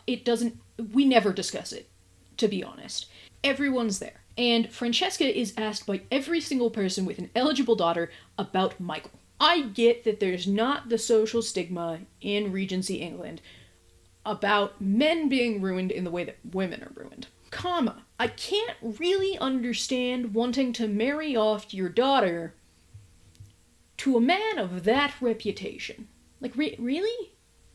Maybe I'm just not meant to be a matchmaking mother in Regency England. Maybe that's just something I have to live with. I think I'll survive, but, Lady Danbury shows up, and we love Lady Danbury, okay? And she's like, Violet is not at fault for how dull London society is right now. She bred 8 children, and there's not an idiot among them. And from Lady Danbury, that is the highest order of praise. So Francesca is talking to her sisters and sisters-in-law that she is planning on remarriage, and they're like, okay, we're gonna let the Ton know discreetly that you are open for marriage. We're gonna hang a little sign around her neck, flip it to open. Michael shows up to the party, and everyone is stricken by him. Eventually, he goes over to her, and she's like, hey, you should dance with someone eligible, and please be careful, because all of these women could be very easily ruined. And he is offended, because he is like, why would she think this of me? Even though, he's carefully cultivated this image and specifically projects it to Francesca especially. At her suggestion, he goes to dance with Felicity Featherington, who I guess I said wasn't relevant at any other point, but we found the relevance, yay! She's not really relevant anyway. The next morning, their living room is absolutely covered in flowers for Francesca. And if I remember correctly, I don't have this in my notes, but I remember reading it and having Francesca be like, oh, all of these women are so into Michael, and if it was the custom, our house would be filled with flowers for him. And then she walks in and she's like, oh my god, did it happen? Did they all send flowers to him? And then she realizes they're for her. I don't know why that wouldn't be in my notes, but I'm pretty sure that happened. I might be wrong, but I feel like that happened. But anyway, Michael comes in and he apologizes for the previous night, presumably him being so angry about her thinking that she had to, like, remind him to not ruin the women of the town. Michael is out at, I think, the club, and he keeps being approached by random men about Francesca, which, this is really funny, just in, like, the context of, like, I could picture, like, these parallel montages of both of them being, like, approached by other people being like, so tell me about Francesca, tell me about Michael, and they're both just so fucking fed up. One of these men makes a lewd comment about how wonderful it would be to marry Francesca, because she isn't a virgin, however, she has had no scandals since entering widowhood. And Michael lunges at him. Fair enough, actually. Most of Michael's violence, in so much as violence can be nobly applied, he's definitely not the most indiscriminate of his violence. Simon. Remember those sailors? So anyway, Colin is also at the club, and he sees Michael, and he's like, thank you, man, for defending my sister's honor. And then he's like, you know what? Like, while you're defending her honor, you should just fucking marry her, dude. So this is a really weird thing, because we never see it in Colin's book, okay? This is all happening concurrent with Colin falling in love with Penelope Featherington. But, like, at no point during his book do we even mention that Francesca is in town, and that, like, he's talking regularly with the man she will eventually marry. Like, never. At a ball, Michael is dancing with his mother, and then he realizes that Francesca has gone outside, and he goes outside and hears her flirting with a gentleman, and then resisting his advances. So he goes and throws the man off of her. He guides her to the exit, and she's like, how did you know I was in the garden? Like, were you watching me? And he's like, oh, I'm always watching you. Back at home, Francesca is waiting for him to get back, and then ambushed him and wanted to know why he's so pissed off at her. And she's like, is it because I'm remarrying? Is it because I am disrespecting the memory of John by getting remarried? And long story short, they end up kissing, and Francesca is in agony for feeling something for Michael, of all people. Because remember, she doesn't think that she's going to have a love marriage this time. She thinks that she's going to get into a marriage just so that she can have some children and have some companionship, right?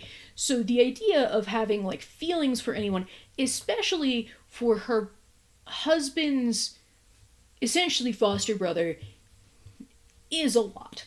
We're going to give that to Francesca, okay? So they're kissing, he touches her boob, and she's, like, snapped out of the moment. She pulls away from him, and she's like, I can't, and he's like, then go away. And she runs away to Scotland. Because she fled London from Scotland, she has to, like, come up with a reason, and she manufactures this lie about an outbreak of spotted fever among the sheep. I don't know why that amuses me so much, to be honest. So Michael then goes to the club, and he finds Colin again. And Colin's like, hey man, have you figured out what you're gonna do about my sister? And Michael is pissed off. And eventually Colin, like, weasels him into being like, she could say no. Like, Michael's like, I could propose to her and she could say no. And Colin's like, yeah. And Michael's like, what do you know about being engaged anyway? And Colin's like, I got engaged this afternoon. And Michael is, like, having this moment where he's like, oh my god, someone needs to go tell Francesca that Colin is engaged. And Colin is like, implying, Michael, you should go tell my sister that I'm engaged, which in this book kind of comes off as like Colin got engaged specifically to wingman his sister against her knowledge. Michael is thinking, what the fuck does Colin actually want out of all of this? Which is my question. I don't get it. I don't understand why Colin is playing this role in the story. Like, I don't understand why it couldn't be someone else. There's also no mention of Michael or Francesca in Colin's book, so it's just perplexing. I don't really get it, but whatever. Anyway, Michael realizes that he's going to Scotland. There's not really a question here. He's going to Scotland. And he has done a full 180, and he's like standing in Scotland trying to convince himself that he'll convince Francesca to marry him. And he tells Francesca that Colin is engaged, and Francesca is like, wow, Mom hasn't actually been able to plan a wedding since my first wedding. And Michael gives her no time to have, like, any kind of, like, thoughts about that realization, feelings about her brother getting engaged, none of that. Closing the door, and he's like, you should marry me. And Francesca's like, that's ridiculous. What the fuck are you talking about? And he's like, well, if you just hear out my arguments, and it's not like a romantic declaration, it's not like a passionate declaration, it very much has like the countenance of, please look at my business proposal, I've done it on PowerPoint. And Michael's weirdly detached proposal is really alarming for Francesca, who is 6 kinds of conflicted already, and Michael grabs her as she's trying to leave the room, and she's like, we'll speak in the morning, and he basically goes, don't you want another kiss? And Michael starts the next chapter saying he's realized he'll have to seduce her since logic isn't working and emotion just won't work. We don't know why emotion won't work. I think that it's just like a hang-up that he has. So physical passion it is. He must seduce her into marriage. Michael wasn't certain when it had become apparent to him that he would have to seduce her. He'd tried to appeal to her mind, to her innate sense of the practical and wise, and it wasn't working. And it couldn't be about emotion, because that, he knew, was one-sided. So it would have to be passion. He wanted her. Oh God, he wanted her. With an intensity he hadn't even imagined before he'd kissed her the week previous in London.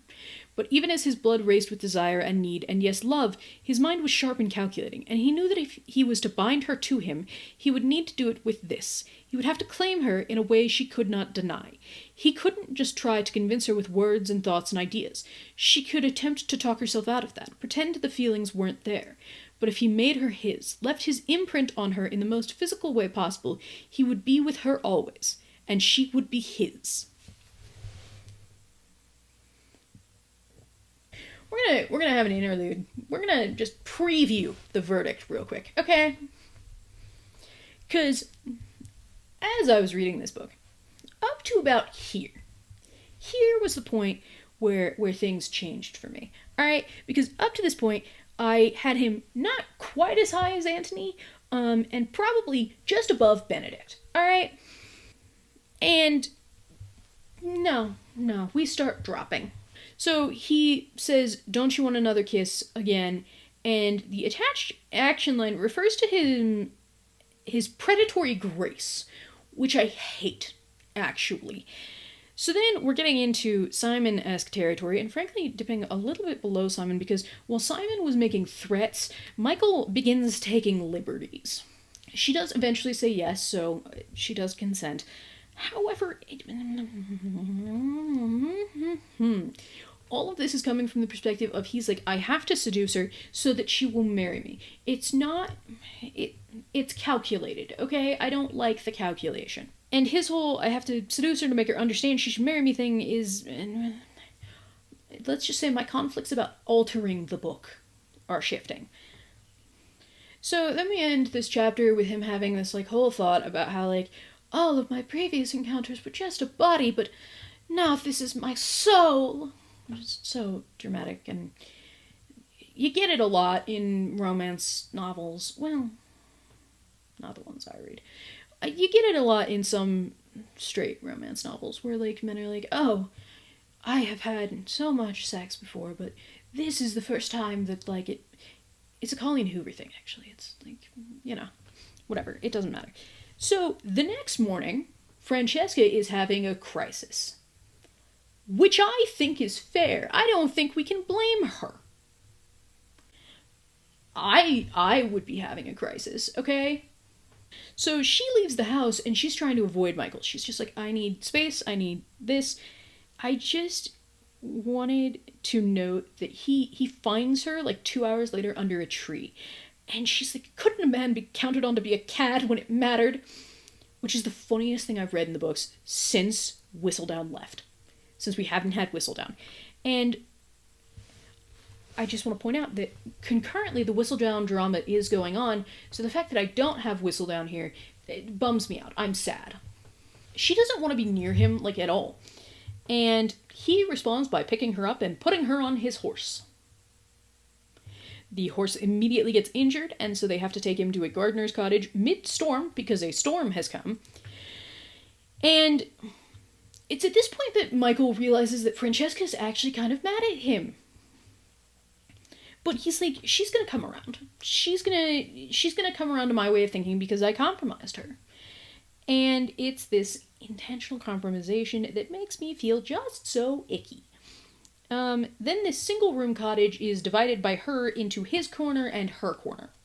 She was angry. He should have expected that. He did expect it, in truth. But what he didn't expect was how much it would sting his pride, and in all honesty, his heart. He had known, of course, that she wouldn't suddenly declare her undying love for him after one episode of relentless passion. But he'd been just enough of a fool that a tiny little piece of him had hoped for such an outcome all the same. Who would have thought, after all his years of bad behavior, that he'd emerge such a hopeless romantic? But Francesca would come around. He was fairly certain of that. She'd have to. She'd been compromised, quite thoroughly, he thought with some measure of satisfaction. Ugh. And while she'd not been a virgin, that still meant something to a principled woman like Francesca. Do we see why I stopped liking Michael? So they're in the cottage, the one-room cottage, and he begins stripping off his clothing because he is soaked, okay? And he is like, will you please sit by the fire? He convinces her to do that. And she's like, okay, I will consider marrying you because I might be pregnant. And basically, if I am pregnant, then we will get married. And if I'm not, then I won't. And he's sad. And he's sad because while he is trying to force her hand into marriage, he really wishes that she'd marry him for passion and not just like an unexpected pregnancy. And he's like, I promised not to ravish you this morning, and there's 5 minutes to noon, so I could try and seal that deal for us. Blech. He asks, will she kiss him? And she shakes her head, and he gets a little closer, and he asks, will she let him kiss her? And she doesn't move. And he says, I said I wouldn't seduce you without permission, while almost kissing her. Asks to kiss her again, and she finally sways, and she's like, okay, and he's like, we have a winner, and hooks up again. Francesca knows she should marry him for pariety's sake, but she really can't bring herself to, and this is annoying the hell out of Michael. And Francesca is really tormented about finding a lot of passion with Michael that she never had with John, because she loved John, but theirs was not a passionate relationship. We'll get back to that. Francesca is wandering the grounds alone for many hours. And now a short reading. Forget understanding women. He'd never pretended to have that ability, but he thought he'd understood Francesca, at least well enough to safely tell himself that she would marry any man with whom she'd lain twice. When she gets back, Michael invites her to the library for tea, and he says he has flowers for her because he's decided he's changing his strategy and he's now courting her. And she debates fleeing the country again. But she agrees to stay. So they spend about 3 weeks in this courtship situation. She gets confirmation she's not pregnant, and is sad because her rationale is that she can justify marrying him if she's pregnant, but not otherwise. Which makes sense for her because, she doesn't want to marry Michael because, John. He comes back to her, and before they can hook up again, she stops it because she just can't do it.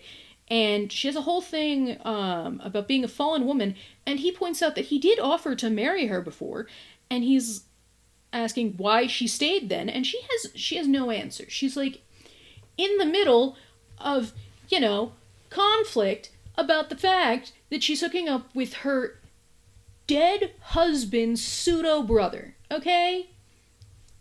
I think we can give her a little leeway here, Mike. He basically is like, I can't accept this halfway existence. And she's like, why? Why can you not? You've been a rake for so many other people. Why is this the line? And he laughs and is like, because I love you.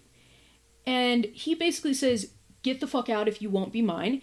And she flees to a gazebo that John built for her. And then she returns and she's like, I will marry you. And he's like, okay, why? And she's like, I don't know. Is it really too much to fucking ask for some pining and tension in this Regency romance series? I really thought this was going to be the one. I keep thinking, oh, this is going to be the book where I get the tension. No. Michael is like, okay, no cold feet, no backing out. You're going to be mine completely. If I want to tie you to the bed until you're pregnant with a child, so be it. Romance. You can't take it back, he said in a low voice. She shook her head. He rose slowly to his feet. There will be no backing out, no cold feet, no changed minds. No, she said. I promise. And that was when he finally let himself believe her. Francesca did not give promises lightly, and she never broke her vows. He was across the room in an instant, his hands at her back, his arms around her, his mouth raining desperate kisses down her face.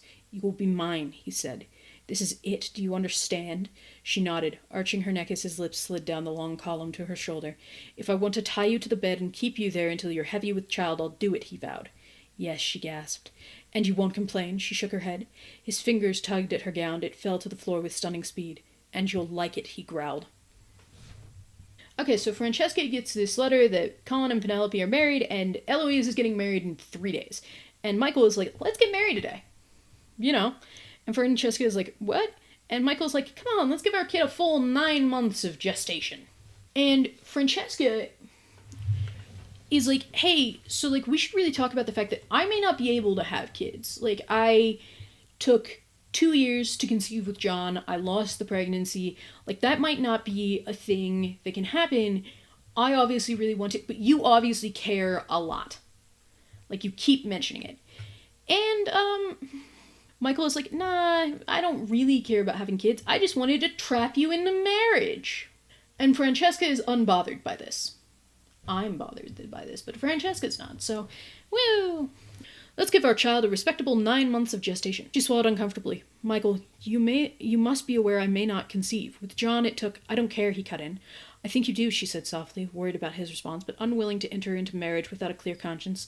You have mentioned it several times, and to trap you into marriage, he interrupted, and then with stunning speed, he had her back against the wall, his body pressed up against hers with startling intimacy. I don't care if you're barren, he said, his voice hot against her ear. I don't care if you deliver a litter of puppies. I don't think there's a word of that I didn't hate. Like, so much. Okay? Like, that's not... Here's the thing. It's not like a conversation where he's like, it matters to you, so it matters to me. It's not like a conversation of like, I love you so much that it doesn't matter. It's like, he says outright that he was planning on trapping her into marriage. Am I the crazy person? Am I the one losing my mind? Okay, so anyway, they're heading to their elopement, and Francesca is like, hey, no other women, no cheating on me. Fair boundary to set. And Michael's like, they were all just to forget you anyway. Okay. The wedding happens off page, and Michael is thrilled that Francesca's siblings rushed their marriages, causing her to panic and marry him so soon. So 2 weeks later, he's getting sick, and Francesca's like, it's malaria! And he's like, nah, because apparently when he sees people have these episodes of malaria so quickly together, they usually die. I don't know anything about malaria, so that might be true. He hates the irony of marrying Francesca and just immediately dying, and he's getting worse, and Francesca is like, it is malaria! And she goes to the gazebo, and she's like, I'm going to be widowed twice over, this isn't fair, I love both of my husbands, and they'll both leave me. And this is the moment she realizes she loves Michael. Yeah, so she's like, I actually love Michael because she went to the gazebo and realized that she loves both of her husbands and they're both going to die shortly after marriage to her, which sucks.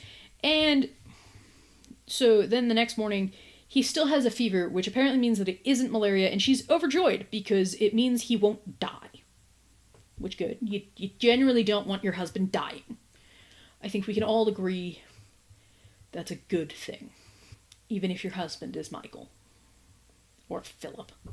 So she decides to go visit John's grave, and Michael sees her on the way to the grave, and he's still sick, but he's worried that she feels guilty, and he gets up to follow her.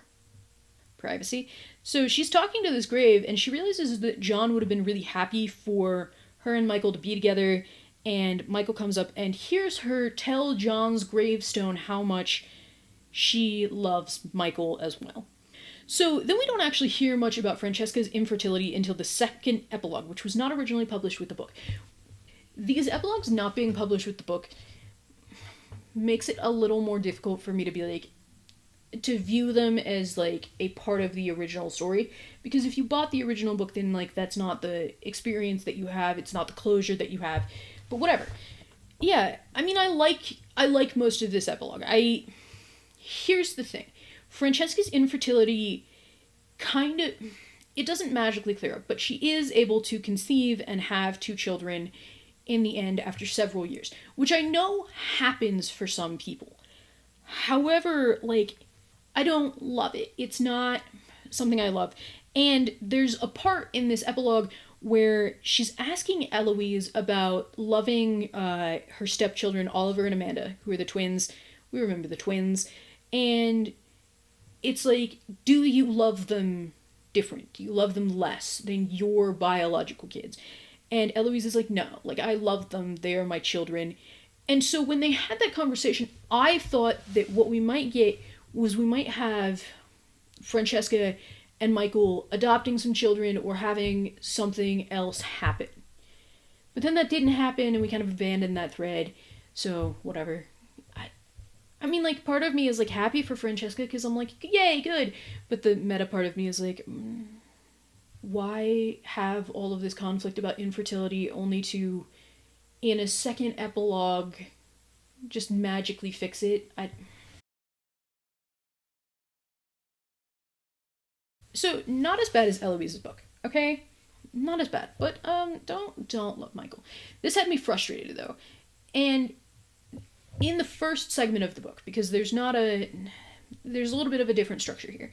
I really liked Michael, and I'll say it, in the first section of the book, I was actually kind of with the people who were like, I don't want them to change it from Michael to Michaela. I was like, I don't know how that's gonna work. That feels like a weird shift. I don't know why we would do that. Okay? For like a quarter of the book, you got me on your side. And then the rest of the book happened. Without John there to kind of temper Michael's desires and to kind of like add more of the guilt, Michael starts getting a lot creepier and pushier. And that first scene with them back together where she is in her nightgown and goes to the library and he happens to be there, pushed me from like really liking him into like a wariness that was justified.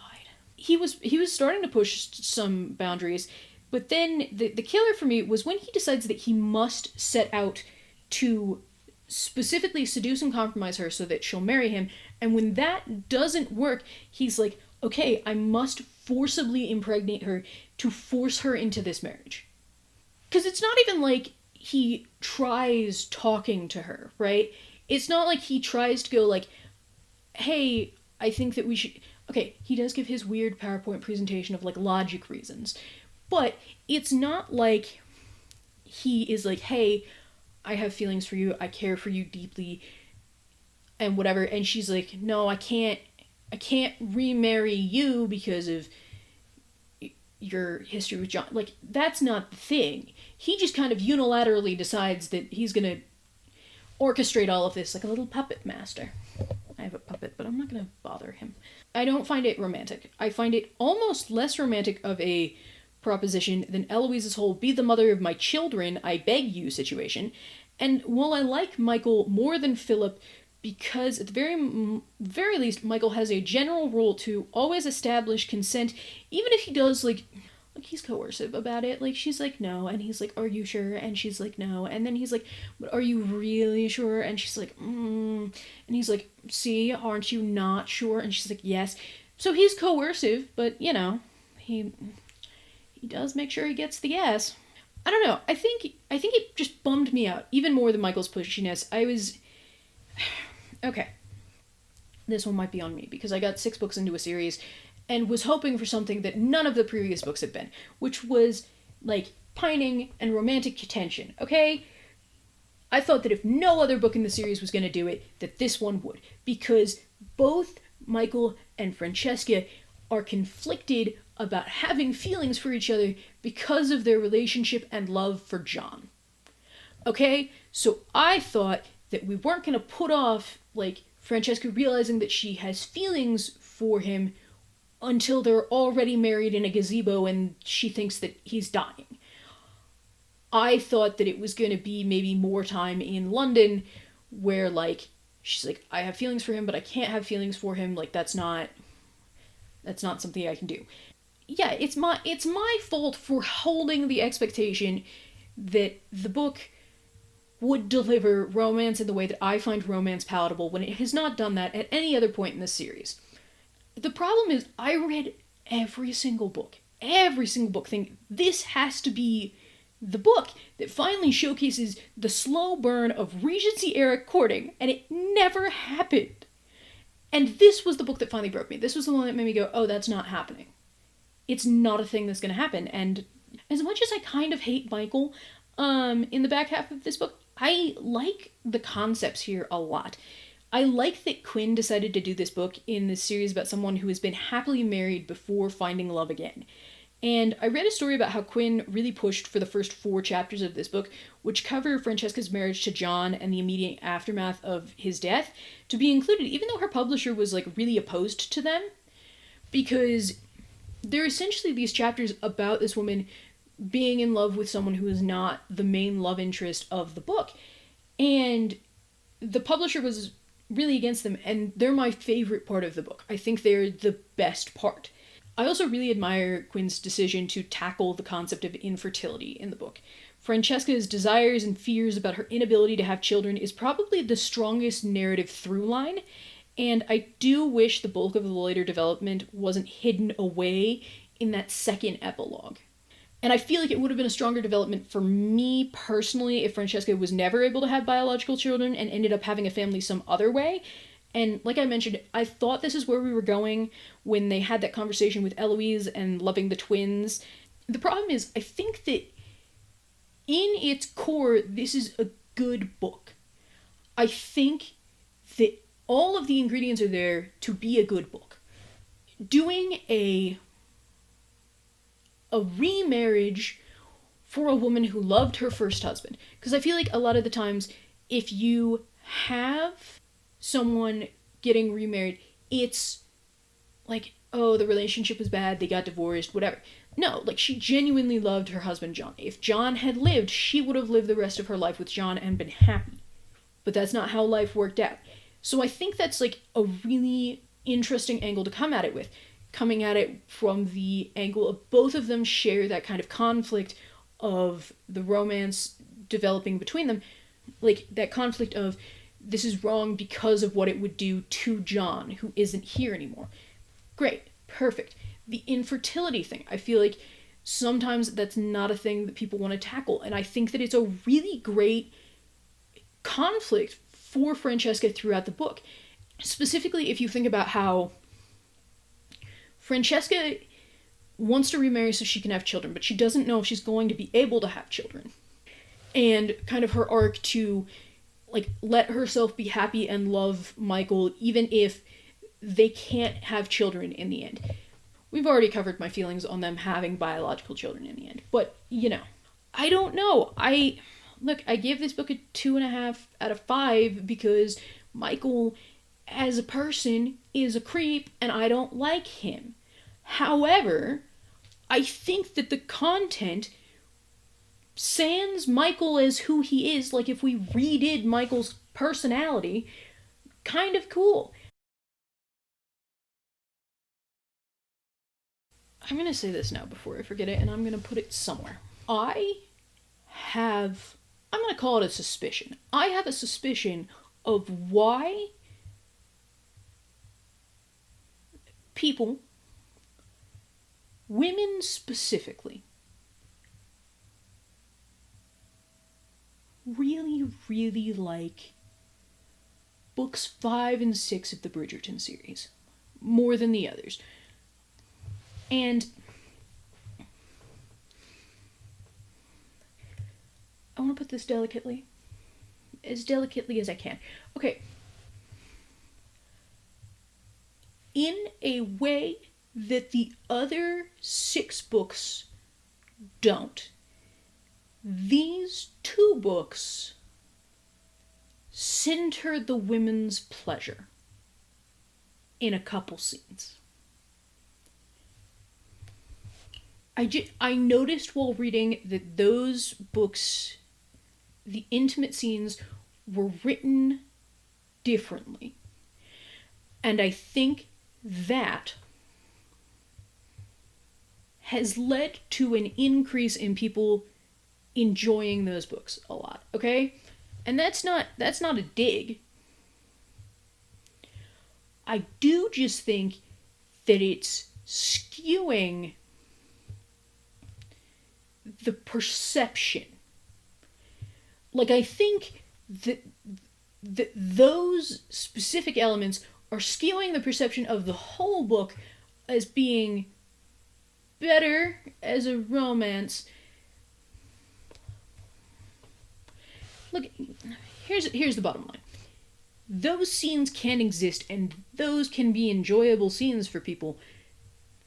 But at the same time, I feel like it's kind of inarguable that Philip and Michael are creeps to varying degrees, alright? And I don't know, maybe you're into creeps. I'm not into creeps, but maybe you're into creeps. Maybe that's your thing. I don't... Okay? That's why I think people are so defensive over these books. That's my hot take.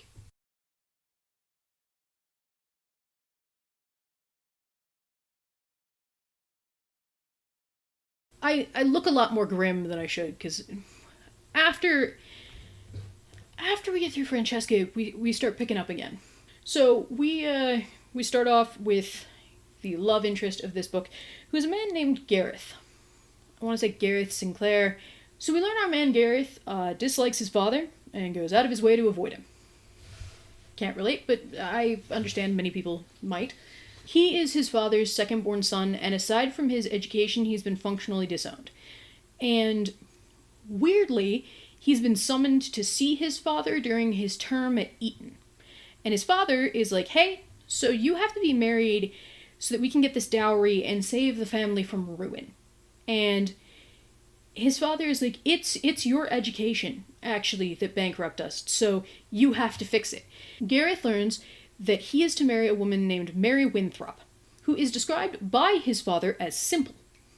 His father is like, well, that won't really matter in bed, and you don't need to interact with her other than that. And Gareth apparently has been a friend of Mary's and a protector of her since she was a child, or since they were both children, and she is intellectually disabled, okay? That's not the words the book is going to use, but they're the words I'm going to use. His father's like, well, if you want to go to school, you have to marry her. And Gareth is like, I'm your son. And Gareth's dad, in a real charmer moment, goes, no, you aren't. You're your mother's bastard. So he's trying to use this to blackmail Gareth into marriage, and Gareth has morals and walks away. Good on ya, Gare. 10 years later, we are back at the Smythe Smith musical. With Penelope and Hyacinth, Lady Danbury has arrived. This is a different Smythe Smith musical than the one mentioned in Colin's book where Penelope is noted as kind-hearted. But they're still there. And we learn that Hyacinth goes to Lady Danbury every week and reads to her. "And, I might add," Lady D said with a sniff, "that you were most unkind last week, leaving off with poor Priscilla hanging from a cliff." "What are you reading?" Penelope asked. "Miss Butterworth and the Mad Baron," Hyacinth replied, "and she wasn't hanging. Yet. Did you read ahead?" Lady D demanded. "No," Hyacinth said with a roll of her eyes. "But it's not difficult to forecast. Miss Butterworth has already hung from a building and a tree." "And she's still living?" Penelope asked. "I said hung, not hanged," Hyacinth muttered. "More's the pity." "Regardless," Lady Danbury cut in, "it was most unkind of you to leave me hanging." "It's where the author ended the chapter," Hyacinth said unrepentantly. "And besides, isn't patience a virtue?" "Absolutely not," Lady Danbury said emphatically.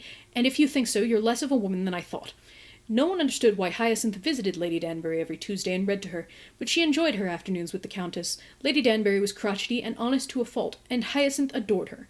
"The two of you together are a menace," Penelope remarked. "My aim in life," Lady Danbury announced, "is to be a menace to as great a number of people as possible, so I shall take that as the highest of compliments. Highest of compliments, Mrs. Bridgerton. I apparently can't read today." So Gareth is Lady Danbury's grandson and a notorious rake. Are we surprised? His brother died off-page about a year earlier, so he is now the one in line for the title, even though his father hates him, and he's technically his father's bastard, but because he was acknowledged by his father, he isn't legally a bastard. They don't have 23andMe, so what the fuck can they even do? So Gareth arrives at the musical horror show, and he takes his grandmother's cane, hands it to Hyacinth after she knocks his toes with it, and Gareth is thinking about Hyacinth and we're getting some exposition. Apparently the men of the Ton are terrified of Hyacinth because she's very smart and will not blunt herself for their egos. So we love Hyacinth. Gareth thinks that she's like a younger version of his grandmother, and that the world only needs one of those. They speak, and he gets her speechless and takes off. The next day, Gareth's sister-in-law shows up with an Italian diary written by his grandmother on his father's side. And though he's a bastard, so it's not really his grandma, but it was still left to him by his brother. Unclear if the brother knew about the bastard situation, but it doesn't matter. He decides he's going to show it to his grandmother, Lady Danbury, and Hyacinth happens to be over reading to Lady Danbury because it is Tuesday. The day of Tuesday will continue to be important. We learn that Lady Danbury apparently likes racy romances. Pop off Lady D. And I actually really like the scenes of Hyacinth and Lady Danbury interacting. Once again, what part of the books do I like best? Segments where the romantic leads don't interact. Lady Danbury suggests that Hyacinth court her grandson, and Hyacinth is like, whatever. And then Lady Danbury suggests that they attempt to write a book together, which never happens, but I desperately wish it did. Gareth arrives, he shows his grandma the diary, and Lady Danbury is like, "I don't fucking know Italian, man." And Hyacinth is like, "I know Italian, actually." And Lady Danbury convinces Gareth to leave the book with Francesca and accompany her to a poetry reading the next night in order to get it back. There's also this part that I really got a kick out of where Hyacinth is like, "Bring earplugs to this poetry reading." And he's like, "It cannot be worse than the Smythe Smith musical that we sat through the other evening." And Hyacinth is like, "Alas, this woman used to be a Smythe Smith." Like, I love those little things. Those little parts, they're fantastic. I love them. And I don't think I specifically mentioned it in Francesca's book, but I did mention that in Eloise's book, rather than the framing device of whistle down, we were using excerpts of letters. So we were using excerpts of letters in both Eloise and Francesca's books. So, correspondence. We have abandoned the correspondence. This book uses italicized narration for some reason, which is like a very random shift to make in book 7. Violet is asking Hyacinth when she plans to marry, as the last unmarried daughter of the House of Bridgerton. And Violet's like, "Look at Gareth. Gareth is just lovely, isn't he?" And she starts telling Hyacinth that Hyacinth pushes away all of the men who equal her. And then she tells the story of Hyacinth's birth and how she saved Violet from depression after Edmund died. Hyacinth goes to her sister's ball. Felicity shows up and is just kind of there and teases Hyacinth about Gareth. Gareth's father makes an appearance. Hyacinth decides to go up to speak to Gareth and asks him to dance, which is like weird, not of the convention or the time. And she does it so that she can give updates on his grandmother's diary. And the italicized narration continues and still is weird. Like, I don't know who's speaking. No one has done this for the other 6 books. So they begin dancing, and Gareth notes that Hyacinth is an abysmal dancer, which is actually surprisingly charming because she's known for being good at so many other things, and including she challenged a man to a horse race and won. Once again, we love Hyacinth. So while recounting the diary, we learn that Hyacinth doesn't think that the writer was a native Italian speaker because it's not idiomatic. I don't think that ever comes up again, to be perfectly honest with you. Like, I legitimately don't think it ever comes up again. I'm not sure what it means, because I think that his grandmother is a native Italian speaker. At this point, I'm literally under the impression that I read it wrong, because I can't figure out what that means. Also, we learn that Hyacinth is not fluent in Italian and is sending a list of words she doesn't know to her former governess who taught her Italian. So they go to the hall to, I guess, discuss things in more privacy. She explains the contents of the diary at this point. His grandmother has arrived in England. She fell immediately after getting off the boat. And I guess the husband was a dick and didn't, like, help or anything. Gareth goes to leave, considers going to go see his mistress. He goes to the restroom and finds his father there. And his father starts talking about how Hyacinth won't have Gareth. And in the end, his father is like, I wonder who your bio father is. And then he insults Gareth, and Gareth walks into the hall where Hyacinth happens to be, and she's like, yo, what the hell's the deal? Your dad saw me and laughed, and I don't know this man. And Gareth is hurt by how good Hyacinth is and wants to prove he's good too, so he kisses her at an event in the town. What could possibly go wrong? We haven't had people entrapped into marriage for less. Need I remind everyone of the bee? So he's like, will you kiss me back? And she's like, I am. And he's like, you need a couple lessons. And then he goes to kiss her away, and she pulls away. And he expects a snarky response from her, because that's on brand for Hyacinth. And then she fucking bolts. Hyacinth is really mixed up the next day because she's hurt that he told her that she needed lessons in kissing, and she's trying to repress all of her feelings, and she's considering sending the diary back, but she's like, well, there aren't a lot of good challenges for well-bred women like myself, so I'm going to take what I can and continue translating this diary. She's reading the diary and says, I should marry a man without a mother because of how much trouble Gareth's grandmother faced with his great-grandmother. Isabella, the grandmother, is doing a great deal of time skipping in the diary, and she has hidden something, but Hyacinth doesn't know what, so she begins reading a lot more intently. Gareth shows up to apologize. Gareth is glad she's not making a feminine scene, but he's kind of offended she's so aloof because he's a better kisser than that, in his opinion. Like, he thinks that she shouldn't... It's like that thing with Simon where it's like, I'm, like, proud of you for, like, not being, like, a silly little woman over this, but, like, really, you should be having more of a reaction. Okay, Hyacinth is like, hey, so your grandmother hid diamonds in your father's house, and you should find them before your dick of a father does, because y'all have no money. And Gareth is like, we're not going treasure hunting. And Hyacinth is like, you're not going without me. And he is like, after much deliberation, they agree they will go on a Monday night. At this point, I said here, at this point, if they aren't caught together and forced into marriage, then Julia Quinn may not have been involved in this book at all. And that isn't what happens, but, like, yeah. Hyacinth comes out wearing men's clothes for practicality, and they break into the house on Monday night. They find a secret compartment with a hidden note. Gareth's dad pops up and starts checking the house. And they hide in a closet, make their escape.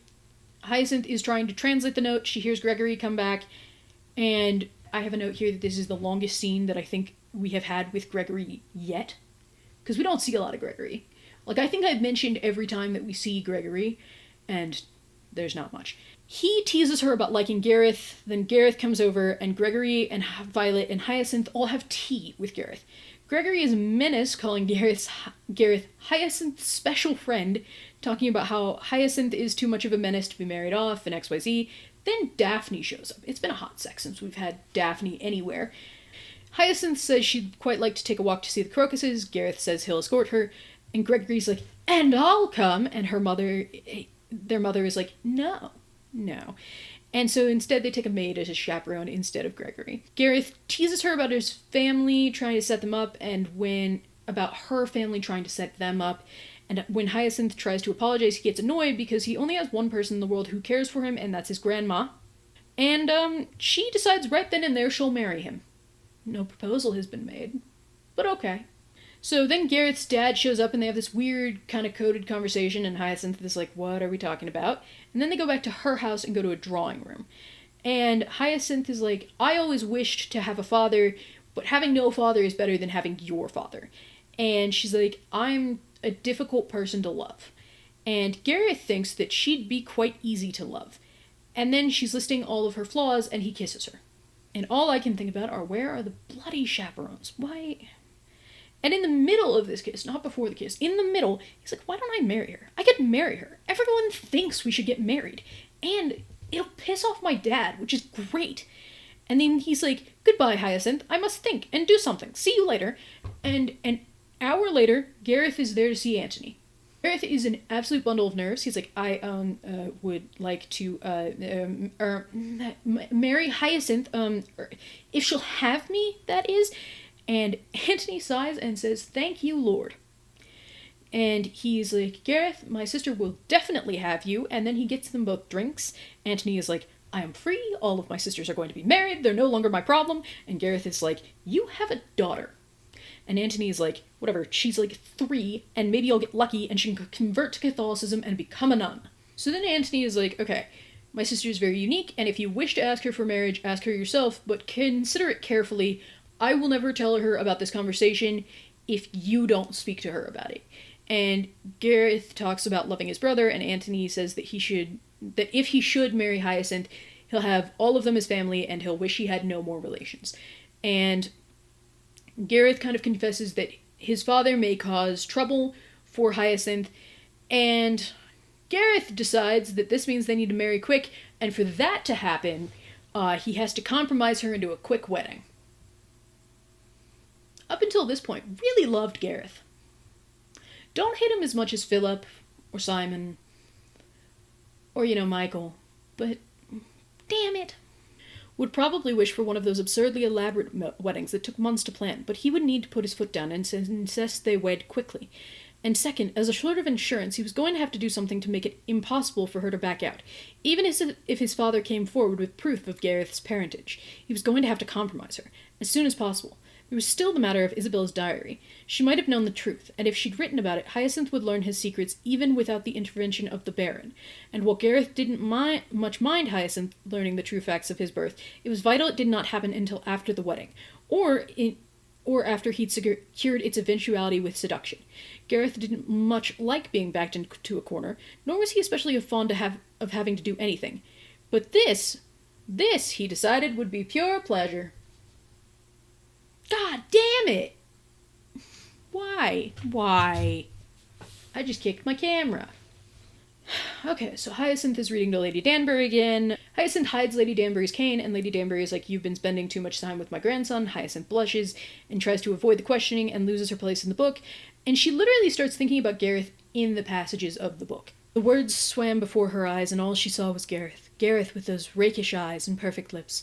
Gareth with a dimple she was sure he'd deny if she'd ever pointed it out to him. Gareth, who was making her sound so foolish as Miss Butterworth. Why would he deny a dimple? In fact, Hyacinth flipped a few pages back. Yes, indeed, there it was, right in the middle of chapter 16. His eyes were rakish and his lips perfectly molded, and he possessed a dimple right above the left corner of his mouth that he would surely deny if she were ever brave enough to point it out to him. Good God, Hyacinth muttered. She didn't even think Gareth had a dimple. I also just want to note that in the book they're reading, this Miss Butterworth book, the main character, presumably Miss Butterworth, her mother was pecked to death by pigeons. And then she regaled the advice given to her by her mother, before the blessed lady had gone to her reward, pecked to death by pigeons. This can't be real! Of course it can't. It's a novel, but I swear to you, it's right here, on page 193. Let me see that. Hyacinth's eyes widened. Lady Danbury frequently accused Hyacinth of embellishment, but this was the first time she had actually demanded verification. She got up and showed the book to the Countess, pointing to the paragraph in question. Well, I'll be done, Lady Danbury said. The poor lady did get done in by pigeons. So as we're reading about pigeons pecking people to death, Gareth shows up to propose. Lady Danbury is there as the peanut gallery, and I must say I really hope this is in the show. Gareth proposes, and Hyacinth is stunned, but Lady Danbury accepts on her behalf, and then Hyacinth actually accepts. Hyacinth is like, why are you marrying me? And Gareth is like, I assumed it was clear.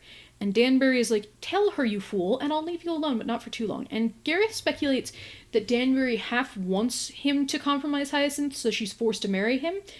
But Gareth still doesn't answer the question of why he wants to marry her. And cut 2 weeks later, Gareth is plotting to compromise her. I was going to say I don't get paid enough to endure these books, but I didn't get paid anything. I just did this. He had planned for everything, plotted every last detail. He'd played it out in his mind, everything but the words he'd say, since those he knew would come in the heat of the moment. It would be a thing of beauty, a thing of passion. It would be that night. Tonight, thought Gareth, with a strange mix of calculation and delight, he would seduce Hyacinth. He had a few vague pangs about the degree to which he was plotting her downfall, but these were quickly dismissed. They shouldn't be. It wasn't as if he was going to ruin her and leave her to the woods. He was planning on to marry the girl, for heaven's sake, and no one would know. No one but him and Hyacinth. And her conscience, which would never allow her to pull out of a betrothal once she'd given herself to her fiancé. Heterosexuals in the audience, is this romance? Tell me below. Okay, so Hyacinth has realized that she's in love with Gareth, which points for realizing it before you're wed. And this would be a really lovely scene if Gareth wasn't explicitly doing it to ensure that she marries him. And then afterwards, Hyacinth is like, let's go search for the diamonds. And they find a clue she can't read in an Italian book and escape. Outside, Gareth runs into his father, and his father gloats that he got Gareth to marry Hyacinth by telling him that he couldn't. So he's orchestrated all of this like a little puppet master. And this is happening as Hyacinth is hiding in earshot, and then his father tells him that betrothal, you remember, to marry Winthrop, the disabled girl, 10 years earlier is legally binding. And Hyacinth runs home. Gareth is upset because it's dangerous for Hyacinth to run alone at night through London. He's like, you have to apologize. You have to apologize for doing that stupid thing. And she's like, I don't think I'm the one who needs to apologize. And she calls him a cur. I like it. She's like, I do intend to still marry you, because you did entrap me, but as your wife, I can make your life hell on earth, and you shall rue this day. Fair. We don't stick to this, but if she did, it would be fair. He's like, you, as your future husband, you won't be gallivanting through London with no chaperone. And she's like, what a fucking convenient time to care for propriety. As your future husband, do not even mention that to me right now. Gareth felt something squeeze and turn over in his chest. Do you plan to cry off? No, she said, looking at him with a furious expression. But you took care of that this evening, didn't you? Was that your purpose? To force my hand by rendering me unmarriageable for any other man? It had been exactly his purpose, and for that reason Gareth didn't say anything, not a word. You'll rue this, Hyacinth hissed. You will rue the day, trust me. As your future wife, she said, her eyes flashing dangerously, I can make your life hell on earth. Of that, Gareth had no doubt, but he decided to deal with that problem when he came to it. This is not about what happened between us earlier, he said, and it is not about anything you may or may not have heard the Baron say. What this is about is, oh, for the love of... Hyacinth cut herself off just in the nick of time. Who do you think you are? He jammed his face next to hers.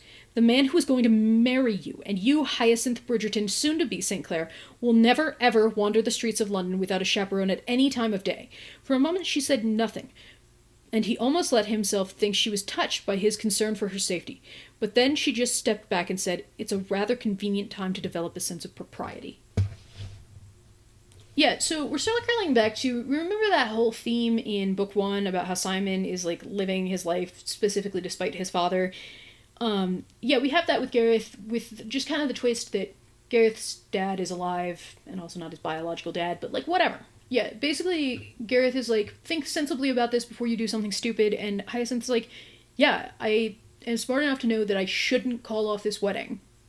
And she's like, I knew what I was doing when I slept with you. I just didn't think I would regret it. I didn't think that you would make me regret it. And Gareth is shocked and appalled that he hurt her and that he is hurt that he hurt her. And she's like, do you understand what it's like to be someone else's pawn? And he's like, yeah. Because, you know, his dad is who his dad is. So she goes, then you'll understand why I want you to leave and we can talk about this later. And then Hyacinth is having a chat with her mom where her mom is trying to figure out what's wrong, and Hyacinth is like, even if I wasn't trapped by him, I'd stay with him. And so she decides to go to him in a peace offering. And he, meanwhile, is trying to think of a grand gesture he can do. And she shows up, and as she does, he's in a snit about her reputation, and she's like, I don't particularly care in this moment. She apparently has come to discuss the jewels. With Colin's help, she determined the clue is probably in the language of Slovene, and she says they need to get back to the house. And Gareth is like, no. And Hyacinth is like, I'm not made for brushing things under a rug. Why the fuck did you ask me to marry you?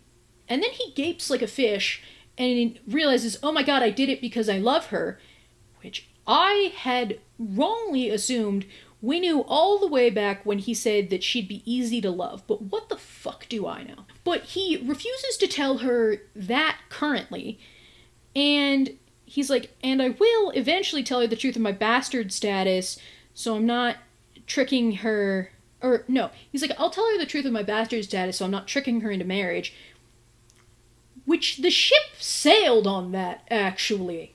He does tell her, and she's like, actually, that's awesome because I was not crazy about our kids sharing DNA with that man. He's like, but your family may not approve. And she's like, look, my sister-in-law is the illegitimate daughter of an earl and an actress. Like, it's fine. Like, we're fine.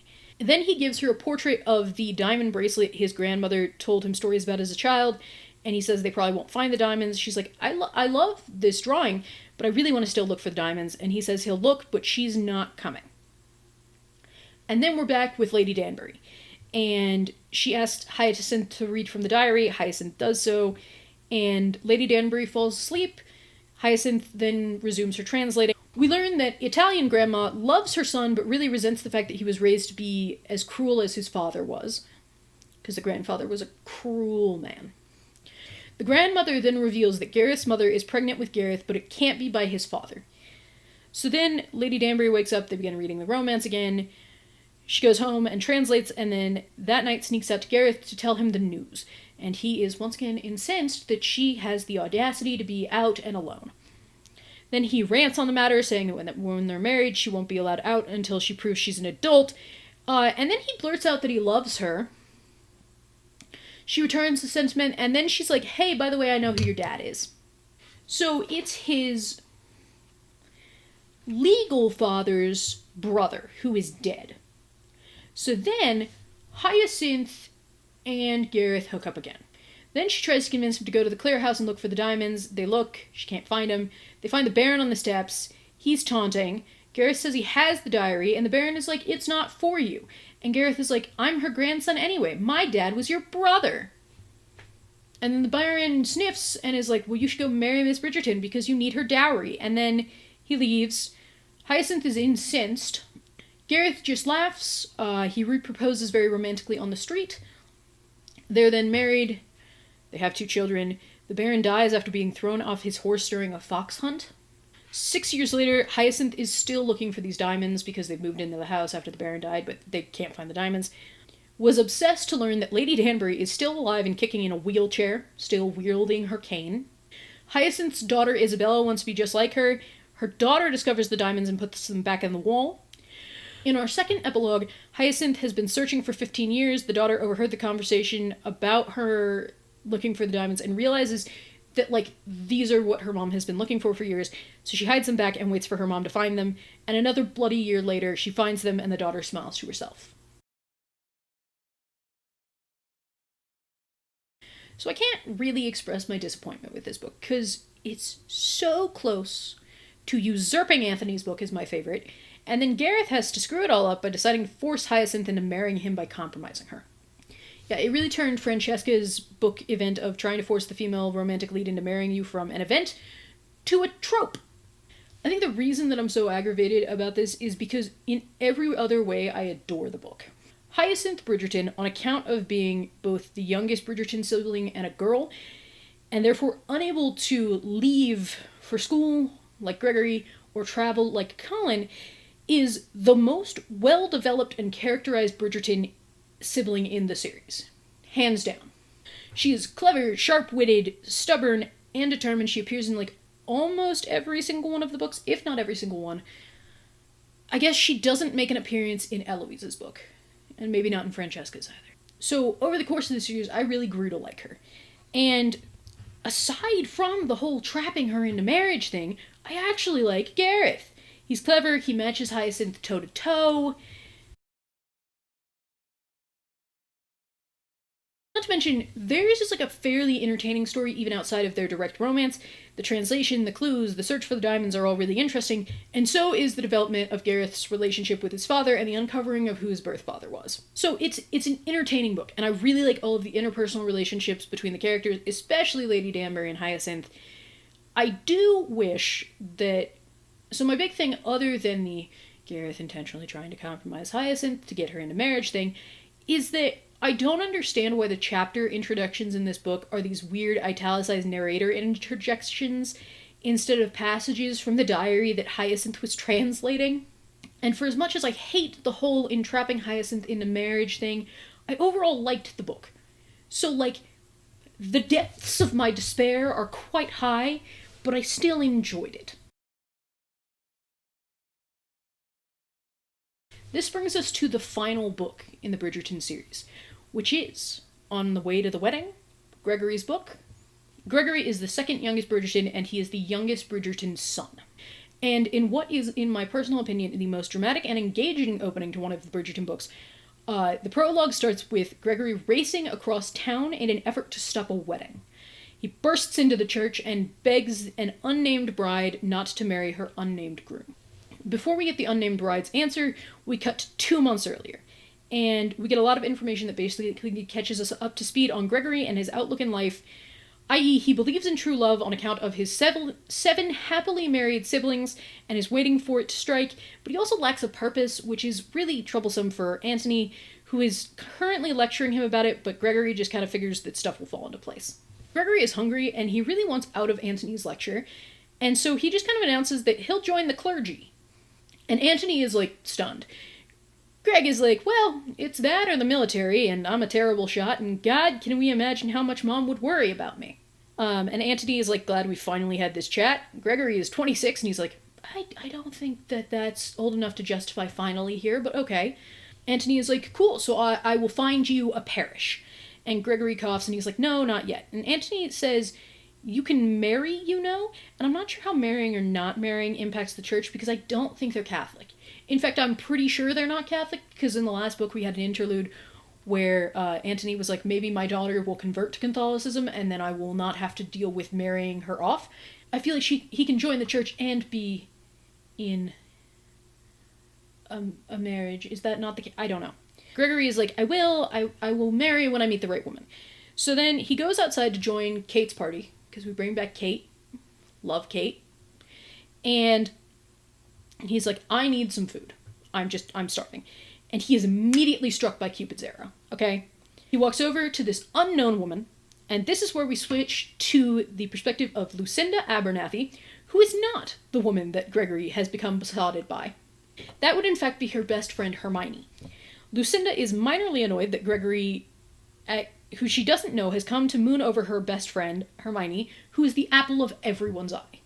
So these are the first educated women that I believe that we have encountered in the series, with them studying for 3 years at Miss Moss's School for Exceptional Young Ladies.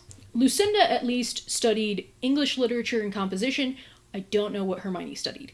So Lucinda is Hermione's best friend, and Hermione apparently attracts all of these men without meaning to, and also she cannot dance. So Lucy notices that Gregory greets her first to ingratiate himself to Hermione, and she does think it's quite clever, even if Hermione's heart is already spoken for. Lucy notes that she's only ever in demand of men who seek advice winning Hermione's heart, and she remarks to herself that it's nice. As much as it's nice to have a besotted admirer, she's been practically engaged to Lord Hazelby for some time. Hermione claims that she cannot dance due to an injury and asks Lucinda to dance with Gregory in her place. Lucinda is like, we could just walk and you can grab some food instead of a dance. And she remarks that she and Hermione are preparing for their London debut. She tells him that Hermione loves someone else, and Gregory is externally like, it's not my concern, but internally he's like, I must win her heart. And Lucinda says she's refreshed as most men are crushed or become angry as if it's Hermione's fault. And Gregory is like, I'm not in love with her. I'm not. And Lucinda is like, okay, sorry for assuming you only wanted to talk about Hermione. And Gregory is like, damn, now I'm in a pickle. And he tries to think through the best way out. And Lucinda is like, look, don't worry about my feelings. This happens like all the time. Which put Gregory in a fine quandary. He could admit that he'd fallen headlong in love with Miss Watson, which was rather embarrassing, even to a hopeless romantic such as himself, or he could deny it all, which she clearly wouldn't believe. Or he could compromise and admit to a mild infatuation, which he might normally regard as the best solution, except that it could be insulting to Lady Lucinda. He'd met the two girls at the same time, after all, and he wasn't headlong in love with her. But then, as if she could read his thoughts, which frankly scared him, she waved a hand and said, Pray do not worry yourself over my feelings. I'm quite used to this. I said, it happens all the time. Open heart, insert blunt dagger, twist. Not to mention, she continued blithely, that I am practically engaged myself. And then she took a bite of the egg salad. Gregory found himself wondering what sort of man had found himself attached to this odd creature. He didn't pity the fellow, exactly, just wondered. So they both realize that Hermione is not where they had left her, and Kate comes over and she's like, hey, Hermione had a head cold and she excused herself for the evening. Lucy is like, oh, I'm also going to go up to bed. Kate is like, I can ring the housekeeper. She's an amateur herbalist for Hermione's head cold, if you want. And Gregory realizes that Kate approves of Lucinda. Gregory walks Lucinda to the door and she says, would you like me to convey a message to Hermione? And he's like, why would you do that? And Lucinda basically is like, you are the lesser of two evils. Gregory says just to offer his regards, and Lucinda seems confused by this, and then Gregory goes to consume as many sandwiches as his body will allow. Lucy goes upstairs to find Hermione with a letter from Mr. Edmonds, which Lucy tells us she will read 4 times. Lucy evidently resents this knowledge and does not like the ever-present specter of Mr. Edmonds, who she has only met once. Also, Hermione's mother is sponsoring Lucy's debut in London because Lucy has no close female relatives. And we're learning that Mr. Edmonds is a penniless secretary and that Hermione's parents will never approve this match. Lucy is like, could you maybe fall in love with someone more convenient? And Hermione is rightly like, you clearly understand nothing about love at this point. And Lucy apparently believes that one just chooses how they love, or that one just chooses who they love, and that's kind of true, but not in the way that she means it. Mr. Edmonds is apparently Hermione's father's secretary, and she had love at first sight. Fascinatingly, her account of falling in love with him is very much like Gregory's, down to, like, seeing the back of his head and being like, this is it. Yeah, so Lucinda tries to get Hermione interested in Gregory. Hermione is like, whatever, you pursue him if he's so handsome. And then we learn that this practical engagement she has is to a man 10 years older than her, and that the Hazelby family, along with her own, has just been chilling, waiting for her to grow up for several years, because, and small mercy this is, they don't condone child marriage. Hermione is like, you just use that to prevent yourself from trying to meet men and liking them, and Lucinda is like, at least I'm not Georgiana Whitten, and we learn that Georgiana Whitten was married off to an untitled 70-year-old with gout, and the title or lack thereof is important because they both think that she should have at least gotten a title for the sacrifice of marrying a 70-year-old man with gout. So she decides that she will set her up with Gregory. Now, why it is Gregory over any of her other admirers, I don't know. It might just be that Gregory was the closest man at the time that she had the thought. The next morning, Kate compels Gregory to act as an escort for the women into town, and he thinks that she should go with Lucy and is very excited, but when Gregory says that he'd prefer Hermione, she is saddened. So Lucy jokes to Hermione that all of these parties have like expeditions into town to buy like ribbon and bows, and that she could probably thatch a small cottage at this point with all of the ribbons and bows. Hermione is escorted by Gregory. Lucy is escorted by Nigel Brooks' younger brother, Neville. Now, do we remember Nigel? Probably not. He is the gentleman who made the unwanted advance on Daphne in the first book. We're just going to live with that. Okay, he is the man who made the unwanted advance on Daphne that caused her to punch him and knock him out. He then married one of the Featherington sisters. Mercy's, the show changed that. Yeah, so his younger brother Neville is escorting Lucy. Neville seems as dull and stupid as Nigel, and he's blathering on about Keppers, which is some British breakfast thing. Whatever. Kate won't even look Lucy in the eyes after pairing them together, and Gregory is besotted, waxing poetic about the rightness of Hermione on his arm and wanting her to be his. But, like, he's asking her questions, and she's, like, one-word answering. And he's just thinking, well, I thought that talking to the woman I was going to marry would be easier, and Hermione says she'd like to walk with Lucy and Neville. And when Gregory calls to Neville to have him wait up so they can walk together, Neville stops so fast that Lucy crashes into him. Hermione then insists on taking Lucy's arm, to Lucy's frustration, given that she's trying to set up Hermione and Gregory. And Neville jokes that maybe he should take Gregory's arm, which Gregory snaps about, but I found quite amusing. It was a pretty good joke for a Burbrook. And Hermione is like, Lucy is hurt, and Lucy is like, I am not hurt. And Lucinda is asking Gregory questions to try and entice Hermione, and Lucinda says Hermione is a sister of her heart and tells Greg that she's an accomplished watercolorist, and Hermione is really abashed about this. Neville starts blathering on about enjoying painting, but how he keeps ruining his shirts, and his valet is really upset about it. And Gregory's like, look, I have no talent for art, but my brother Benedict is an accomplished painter. Lucy says to Hermione that she should ask for an introduction, and Gregory's like, I would be happy to. And then Neville is just continuing off kind of on his own tangent, and he's like, yeah, velvet is the hardest to get the paint out of. And someone is like, you wear velvet to paint? And he's like, yes, when it's cold. Lucy comments that that's unique, and Neville is overjoyed because he has always wanted to be considered unique. So Gregory and company all set up this picnic. Lucy arranges for Gregory and Hermione to sit together so Gregory can commence the wooing. However, Lucy is really frustrated because he's acting too in love for this to work, and so many men have tried this before. This list is amusing. He was trying too hard, being too attentive, too focused, too in love, quite frankly, or at least too infatuated.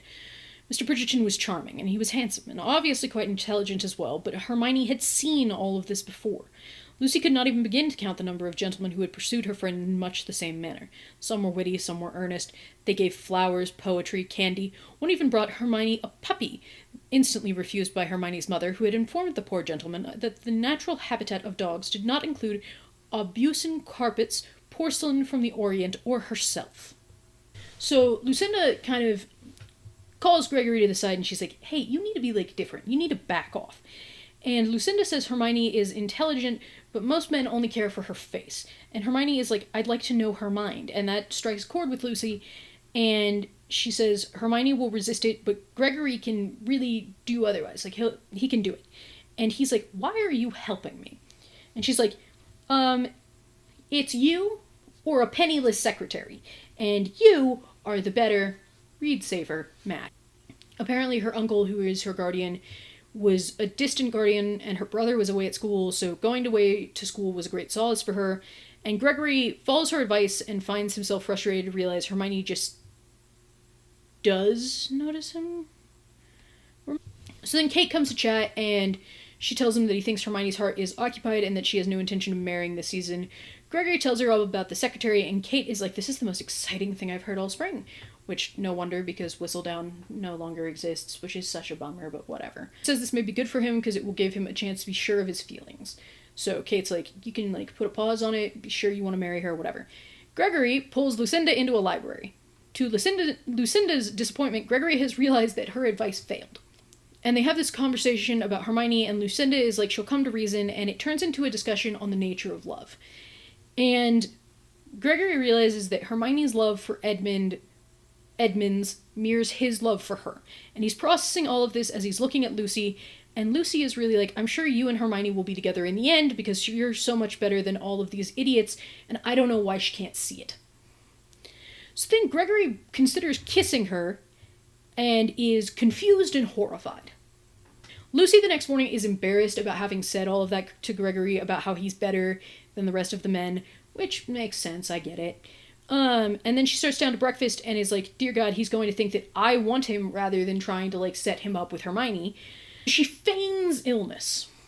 She compels Hermione to go down so that she can see Mr. Bridgerton, and they have breakfast together, and by describing a nightmare, Gregory starts to get her to actually converse with him. Gregory helps Hermione make a tray for Lucy. Upstairs, after they've made the tray, Lucy and Hermione have this conversation about Gregory, and during this, Hermione notes that women tend to like Lucy better than they like her. And Hermione confesses to being quite confused about Gregory, and then a maid arrives to tell Lucy that her brother is here, which is really weird. Gregory meets the brother and quite likes him up until the point when he realizes that he is also in love with Hermione. So Kate convinces the brother to stay for one day before he takes his sister back to speak to their uncle on business. Gregory is annoyed that he shall have to engage in tedious competition for Hermione's affections, and Kate says they are having a masked ball, so he should stay till Friday, and Gregory makes a note to give her rocks on her next birthday. They have breakfast, and then eventually the brother confesses that the uncle wants to marry off Lucinda. And Lucinda is disappointed because she doesn't want to go from schoolgirl to wife, and honestly, she really wants to dance. Okay? That's what she wants. Gregory is like, your brother is in love with Hermione. And Lucy is like, no, he isn't. But she's like, that would make a really good match. And then Gregory is like, you'll make a fine society mother when you finally have a daughter of your own, what with your matchmaking schemes. So Gregory is talking about being a terrible shot. He can't shoot a gun very well to save his life. Lucy tells him that Hermione cannot dance and that she herself is a good shot with a gun. So then Gregory walks Lucy back and apologizes because she apologizes because she knows he wanted some time alone, and he says he did, but he doesn't want it anymore, and this feels important to her for some reason. We learned that the mask ball was originally a costume ball, and Kate wanted to dress as Medusa, but Antony said that if it was, he got to pick her costume because she dressed him as Cupid for a different ball. So they went with a masquerade instead. So Kate tells Antony Gregory is trying to court someone, but she won't say who it is, so he must guess. Lucy approaches him and has a problem with how the sandwiches are organized, and then he asks her to dance, and it's very lovely, and then he realizes that Lucy's brother is off with Hermione, and he's jealous and irritated, so he and Lucy go to find them. Lucy is like, we should tell Kate, Lady Bridgerton. And Gregory is like, I think that's a terrible plan. And Lucy involves Kate anyway, and Kate is like, oh dear, he's in love with her. We should find them quickly. And Lucy is like, what? Because she didn't believe Gregory when Gregory said that he was in love with her. And then, a la Scooby-Doo, our whole party is going through the house. Lucy is like, why does the thought of Hermione marrying my brother weird me out so much? And then she opens the door to find masked people kissing, and Kate goes, oh, they're probably just married to other people. And then Lucy realized her brother probably took Hermione to the orangery and decided perhaps it's better for them to be found without any Bridgertons, which is probably smart, so she sneaks off. She is then found by Gregory, and Gregory opens the door and they find Richard hiding. Then Kate shows up and finds Hermione also hiding somewhere else, her hair all mussed and such. And Lucy is like, what the fuck? And Hermione is like, oh, Lucy, I've had a flutter for him. And as Gregory suspected, the idiots are off to be engaged to be married. Gregory is trying quite hard to get hammered, and Kate apparently announced that as of being discovered, they were engaged, and the brother was so gleeful that Gregory kneed him in the nuts. So then Lucy, after being returned to the party, decides to go up to bed, and she runs into Gregory drunk on the stairs. And Gregory is like, I feel like I should be more upset. And Lucinda is like, everything is changing and I can't stop it. And then they kiss. Lucy has a revelation. Unfortunately, or fortunately, if you're me and love some pining intention, she remembers she's basically engaged and leaves. Kate tries to apologize to Gregory about the business with Hermione, and Gregory just really brushes it off. Gregory is like, I need to apologize to Lucy for kissing her. Lucy is talking to Hermione about her brother and the circumstances of their engagement, and hearing Hermione talk about love again is making Lucy very antsy because it sounds very familiar to her own feelings. And she realizes she's in love with Gregory. Okay, Gregory finds her and apologizes. Lucy tells him that she's now going to be, like, well and truly engaged, not just, like, practically engaged, and she's soon to be married. And then Gregory realizes that he'd be really bored in a marriage with Hermione, and he knows he has Lucy to thank for this realization. So then we skip a month, which gives us a month until the interruption of the wedding, but regardless. So Lucy had to coerce her uncle into having dinner with her fiancé before the wedding, because they hadn't seen each other since many years before their engagement. And she also wants to see Gregory, but she doesn't know what she'd do if she saw him. And her fiancé's father examines her, quote, like a broodmare down to the teeth and birthing hip distance. Shout out to Hazelby, because his dad is going on and on about Lucinda being able to think. He makes her recite multiplication tables at dinner, and not to think too much, and how she will be a future countess and blah blah blah blah blah. And Hazelby goes, well, she'll become countess after your death, so I suppose it doesn't matter to you, does it? Anyway, Gregory is back in London. He's walking in the park when he comes across Lucinda. Gregory learns that Lucinda is engaged to Hazelby, which he is taken aback by. And then Gregory insists that Lucy come to Daphne's ball. Violet and Gregory have a conversation about how Gregory doesn't have to try very hard for things in life and all of this stuff, and then she agrees to help him get Lucy to the ball. On the night of the ball, Lucy is coming. Gregory reveals to the audience that Hazelby is gay, which is why he was so taken aback when he learned that that was who Lucy was engaged to. His mother and Hyacinth both heckle him about Lucy, and he's like, she's engaged, which gets them to back off. His mother invites him to escort her to the wedding. He says he doesn't like weddings, they're overly sentimental, and Hyacinth points out that at her own wedding, he happily attended along with all of their siblings and a bunch of others. And he walks off trying to find Lucy, and then he is once again struck by Cupid's arrow, and then she turns and Gregory's like, oh, it is Lucy. And he invites her to dance. The dance is life-changing, apparently, and he says he needs to speak to her alone and tries to arrange a meeting. Hyacinth shows up. Love Hyacinth. And she's like, you're gonna need my help for this scheme.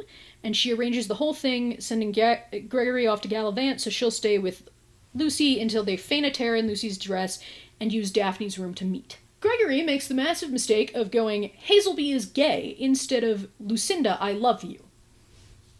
Lucy is like, why would you tell me this? And she's very upset. She's like, I could have been content with him, but you made me want you. So then they kiss, they confess their love for one another. Lucy is thinking she's about to break off her engagement. She says she'll marry Gregory and tell her uncle the next day. She goes to her uncle. She uses the gay thing. He laughs and says he's sparing her from some of the brutes he could have married her off to. And she's like, I would like children. And her uncle says, well, you'll have them. And if the gay boy can't, his father will. And she's like, no, thank you. And the uncle is pissed off. He's like, well, we've been blackmailed by them for ages because your father was a traitor and you're just the final payment. There's a lot more drama in this book than there were in, like, any of the others. Like, she agrees to marry Hazelby so as not to ruin Hermione and her brother's lives. He just kind of keeps her inside, and Gregory keeps trying to see her, and Gregory's like, I know something's wrong, and after several days, he decides he must see her and goes into the servants' entrance of the home after midnight, I might add. A snort of laughter pressed through his nose. It was that nervous, desperate kind of laughter, made when the only alternative was to cry. Lucy had to marry him, and if only so that they could eat masses and masses of food together every morning. She finds him in the house and is like, I'm getting married tomorrow. And Gregory is like, I love you, we're meant to be together. And she's like, please don't say that to me. And he asks her to kiss him one more time, and if she says to leave, he will. She says, kiss me. She knows she can't stay with him, and she has to protect her brother and Hermione, but she lies to him by omission, mostly. They have sex, he wakes up, he tries to convince her to leave with him, but she says she must follow through on her marriage. But Gregory is under the impression that she's planning on breaking it off rather than just letting Hazelby wait pathetically at the church. So Gregory leaves and sends someone to get Colin to help him. Colin and Gregory sit in a tree watching as Lucy leaves the house in her wedding dress. And then Gregory books it to the wedding on foot. Hermione is asking Lucinda if she really wants to go through with this because, quote, you look like the saddest bride I've ever seen. So as they're doing the vows with excellent dramatic timing, Gregory comes in. So Gregory is pleading for Lucy to not marry Hazelby. And she looks at Hazelby, who literally just shrugs and is kind of like, I don't know, dude, it's up to you. But we still have the traitor thing, right? So she says no, because she doesn't want to ruin her brother and best friend's life. Gregory is being accosted by the various members of the Ton and dragged off. Hazelby is like, I don't know, man, I wanted to see what you were gonna do. Like, I don't know. And Hyacinth St. Clair, formerly Bridgerton, my beloved, says, how dare you, you were weak, you don't deserve him. And Lady Bridgerton gets involved, stops Hyacinth from yelling, and apologizes to Lucy. And then they're like, hey, so should we continue this wedding? And Lucy nods, and Hazelby's father is like, she's a sensible girl. And Lucy is like, nothing good is happening if he's complimenting me. And then she married Hazelby. She goes through with it. They're legally bound together. So then in a carriage, Violet wants to know why Colin didn't stop Gregory from interrupting the wedding. Colin is like, Gregory was just too fucking fast. Hyacinth vows to ruin Lucinda. Gregory is like, you will not ruin her. And they all agree that Gregory just has to get out of the country for a while. He's like, gotta go somewhere. Gregory is obviously like, something is afoot. She said she must marry Hazelby. So he gets out of the carriage and starts running again. Gregory sneaks into the room while she's at her wedding breakfast. He tells her he knows she's being blackmailed. I guess he just assumed that. I don't really know. She doesn't really want to explain, and she's like, the Bridgertons have really easy lives, and not everything can be fixed the way that you want them to be. Fair and true. We never really see it play out, but fair and true. So then he picks her up and begins running away, and ties her in a water closet upstairs. Greg, you were so close, man. So then she finally explains the whole treason situation, and they come to an agreement that if Gregory can free them from the blackmail in 1 hour, she'll go with him, and if not, she'll go with Hazelby, because the marriage hasn't been consummated yet, so it can be annulled. Gregory goes downstairs, and he finds Hermione, who agrees to help him out with the sorting out of the blackmail, and then she ropes in her husband, Lucy's brother, and then Hazelby himself just pops on in. They have a whole conversation about this blackmail, and Hazelby is like, I'll let you marry her, Bridgerton, whatever is fine by me. And Hazelby is like, well, okay, but we have to talk to my dad first to figure out what he actually wants out of this marriage, because the treason thing is bullshit. And Hermione and Gregory are going to get Lucy from the closet he tied her up in, and Lucy's brother gives him a gun just in case. But we've already established that Gregory is a poor marksman. And so, when they get up there, Lucy has been forcibly removed from the closet and is missing. The uncle finds her and calls her some slurs, cuts her bindings, says he will be forcing the consummation of this union under his watch. So then Gregory comes upon Lucy being held at gunpoint by her uncle. The uncle has a gun to Lucy's head. Gregory has a gun, but as we must remember, he is a rubbish shot. And then we have the obvious reveal that it wasn't her father who was the traitor, it was the uncle. Gregory says he loves Lucy enough to keep the secret. The cavalry arrives, and a gun goes off, and Gregory shoots and hits his mark. The book says he hits his mark. However, it's kind of unclear who actually shot the uncle. And Hazelby is like, hey, so do you still want an annulment? And Lucy is like, yeah, but are you sure? And Hazelby is like, are you kidding? Between the shooting, blackmail, treason, no one's gonna look at me and think that I'm gay, and that's why we're getting our marriage annulled. And Lucy's like, okay, well, if you want a wife, I can help you, look for a wife. And it's like the most jovial, casual conversation as the uncle is just bleeding in the corner. Hazelby is like, I don't really want a wife, but I need one for a child because my cousin is a blithering idiot. And his father is yelling like, and you'll need my approval. And Gregory is like, shut the fuck up, man. He's like, you're gonna stop blackmailing people. And the father is like, but he was a traitor. And Gregory is like, yeah, but you didn't turn him in, so I don't think the king's gonna be super jazzed about any of this. Lucy's brother agrees to pay for his uncle's passage out of the country. Gregory thanks Hazelby for being a stand-up chap, and then Gregory sweeps Lucy into his arms and kisses her in front of the following group of people. Her best friend, her brother, her current father-in-law, her husband, and her traitorous uncle who's profusely bleeding in a corner. Okay, their epilogue is just a recount of the various childbirths of their 9 children, and apparently during the last birth of twins, Lucy was embroidering. However, the second epilogue is about how after birthing the twins, Lucy was on the verge of death. And she does ultimately survive, but that felt like a really weird twist when in the first epilogue they were like, oh yeah, she gotten into such routine when birthing children that she was embroidering.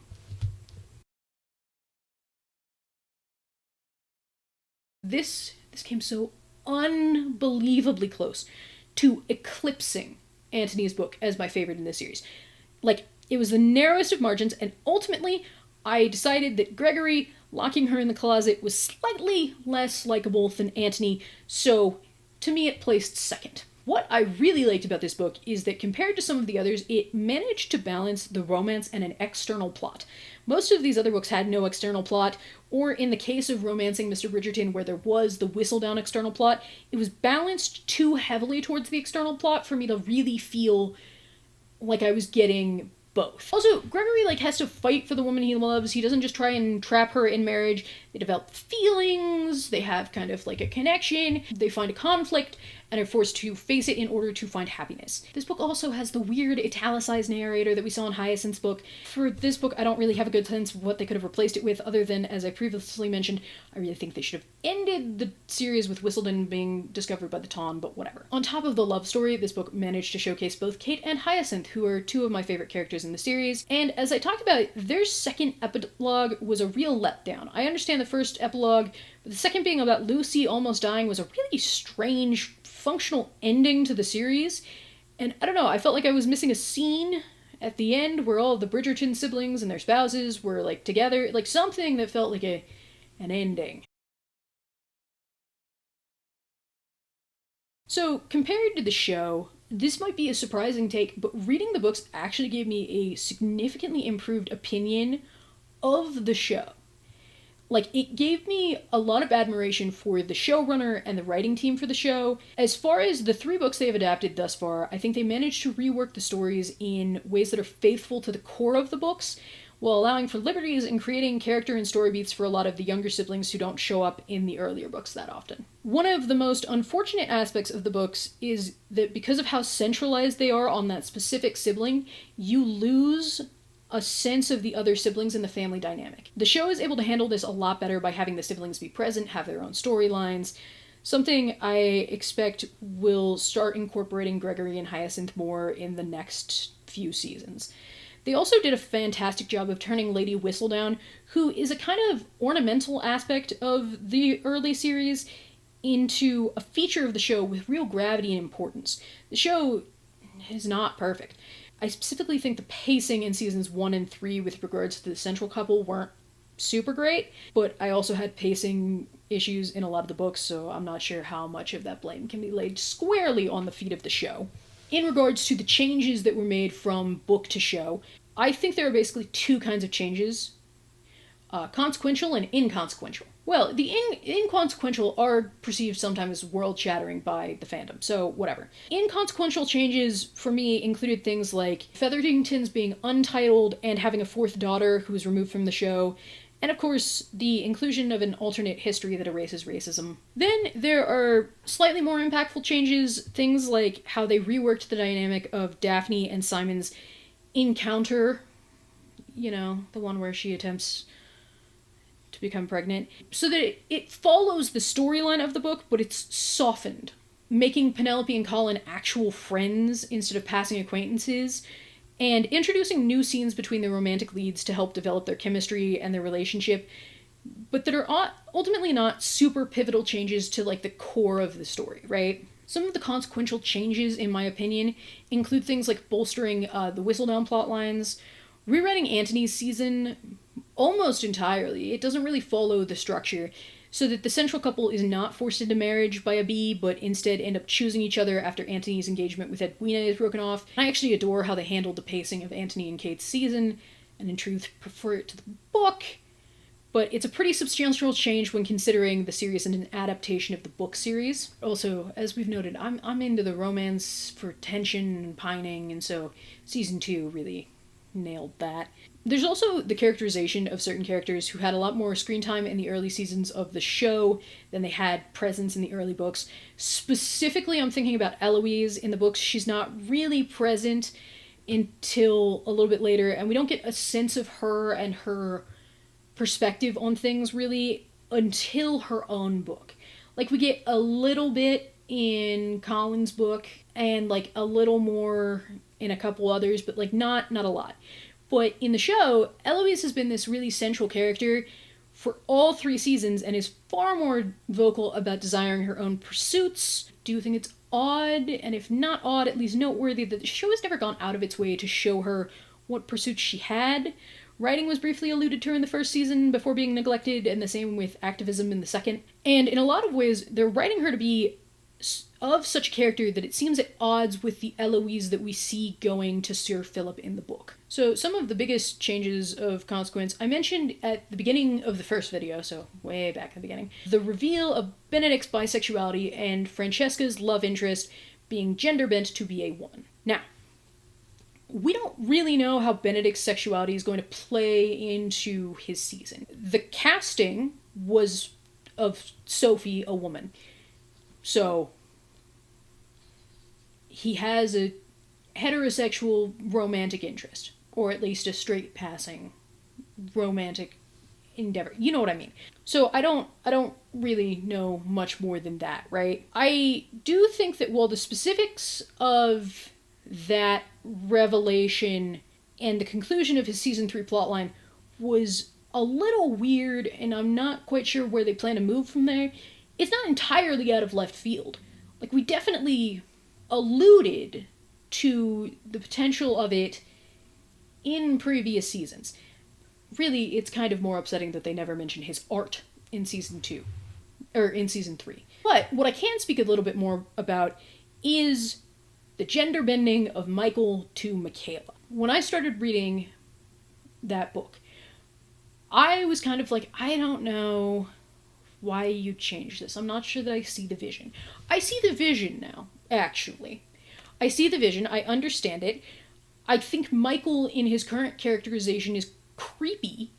And I'm not saying that that would have been irredeemable, but I do think that you can get functionally the same kind of story that you get from When He Was Wicked with Michaela being a woman. And of the books, I think it's a strong choice to convert to a queer narrative. I would also say the same of Eloise, but look, here's the thing.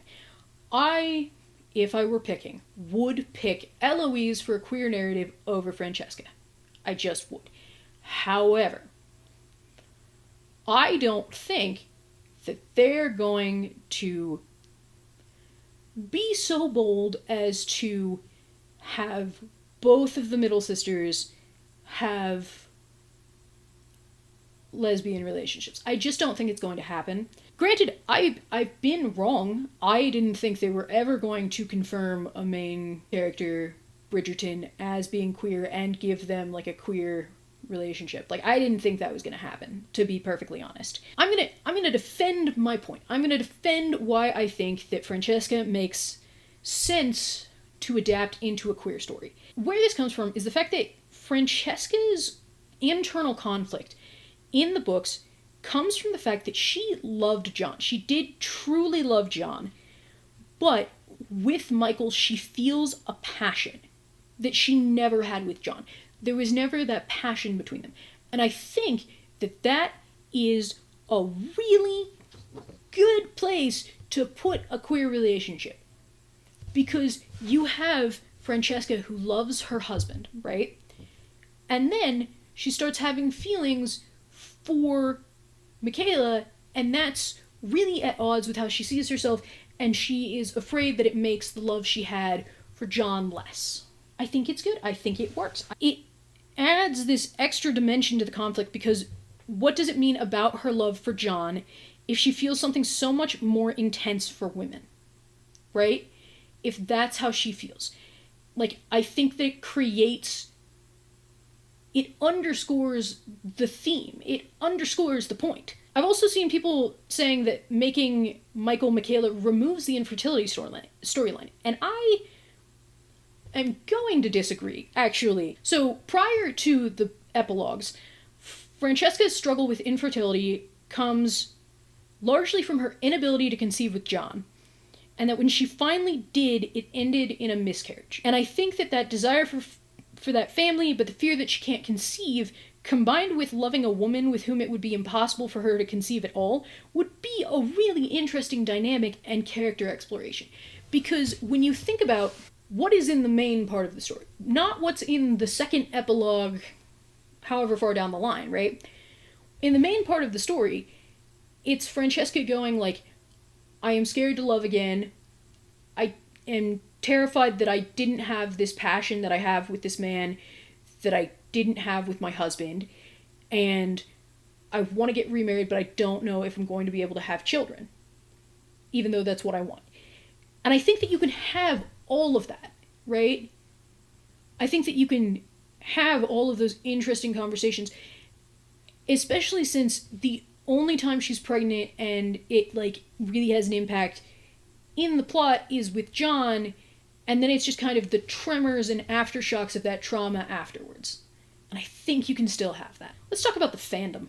Like it or not, it was the fandom reaction to the new season and the absolute fervor that seemed to overtake my social media feeds about whether or not the books were better or worse, and whether the changes being made were ruining art or improving mediocrity, that got me invested in this series. Things in this fandom have a tendency to get vitriolic. I remember when Roger Jean Page's casting inspired a trending Twitter hashtag #NotMyDuke, because racism. And then he is pretty consistently receiving criticism after he stopped making appearances in the show following that first season, and you just have a lot of people who are pushing back on the lack of historical accuracy for allowing people of color to engage in this Regency-esque drama. It's like, fine.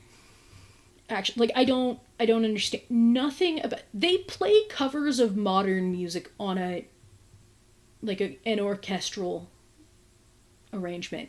It's not legitimately the Regency era. And then season 3, you have this whole barrage of body shaming and otherwise backward compliments directed at the incomparable Nicola Coulihan, because it is apparently a bridge too far for some that a plus-size woman could be seen as desirable and loved. As The Guardian pointed out, The Spectre's Zoe Strimple wrote, "A zest for equality and diversity just isn't enough to make a fat girl who wins the prince remotely plausible."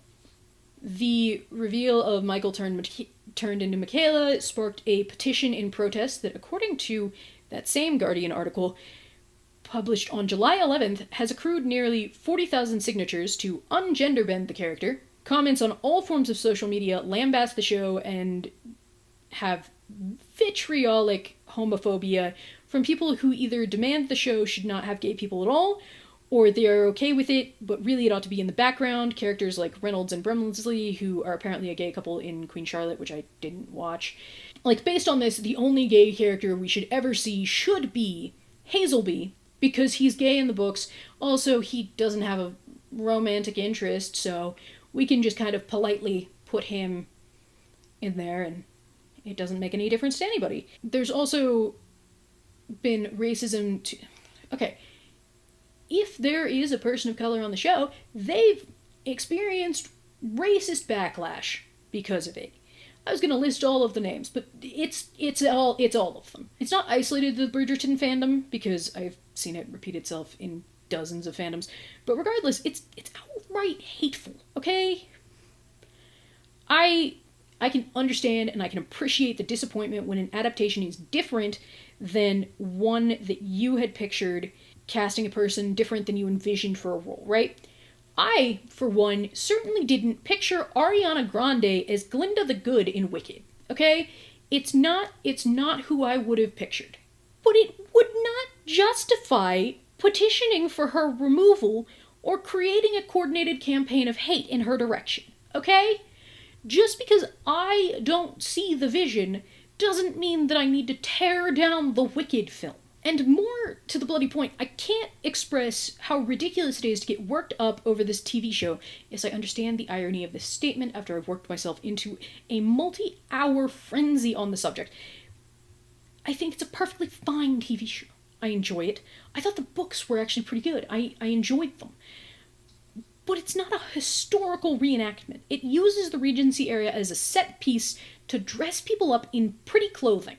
It's silly, it uses classical covers of pop songs, it should be lighthearted and fun and romantic, and I cannot fathom being upset that more people get to enjoy and be a part of that. So, book or show? In my personal taste, the show. And that's really because I love the silly pageantry of it. And it also elevates all of the things that I really love in the books, right? Those sibling relationships, the family dynamics, and it escalates the pining intention that the books kind of left me wanting. And that's not to say I don't see why someone might enjoy the book series more. I totally do. But they are, for all intents and purposes, two separate experiences. And I think that trying to hold the show to close adherence to the books is going to be a fast way to disappointment. And not for nothing, if you despise the books, I can definitely understand why. There are several problematic tropes, and they aren't always enjoyable to endure.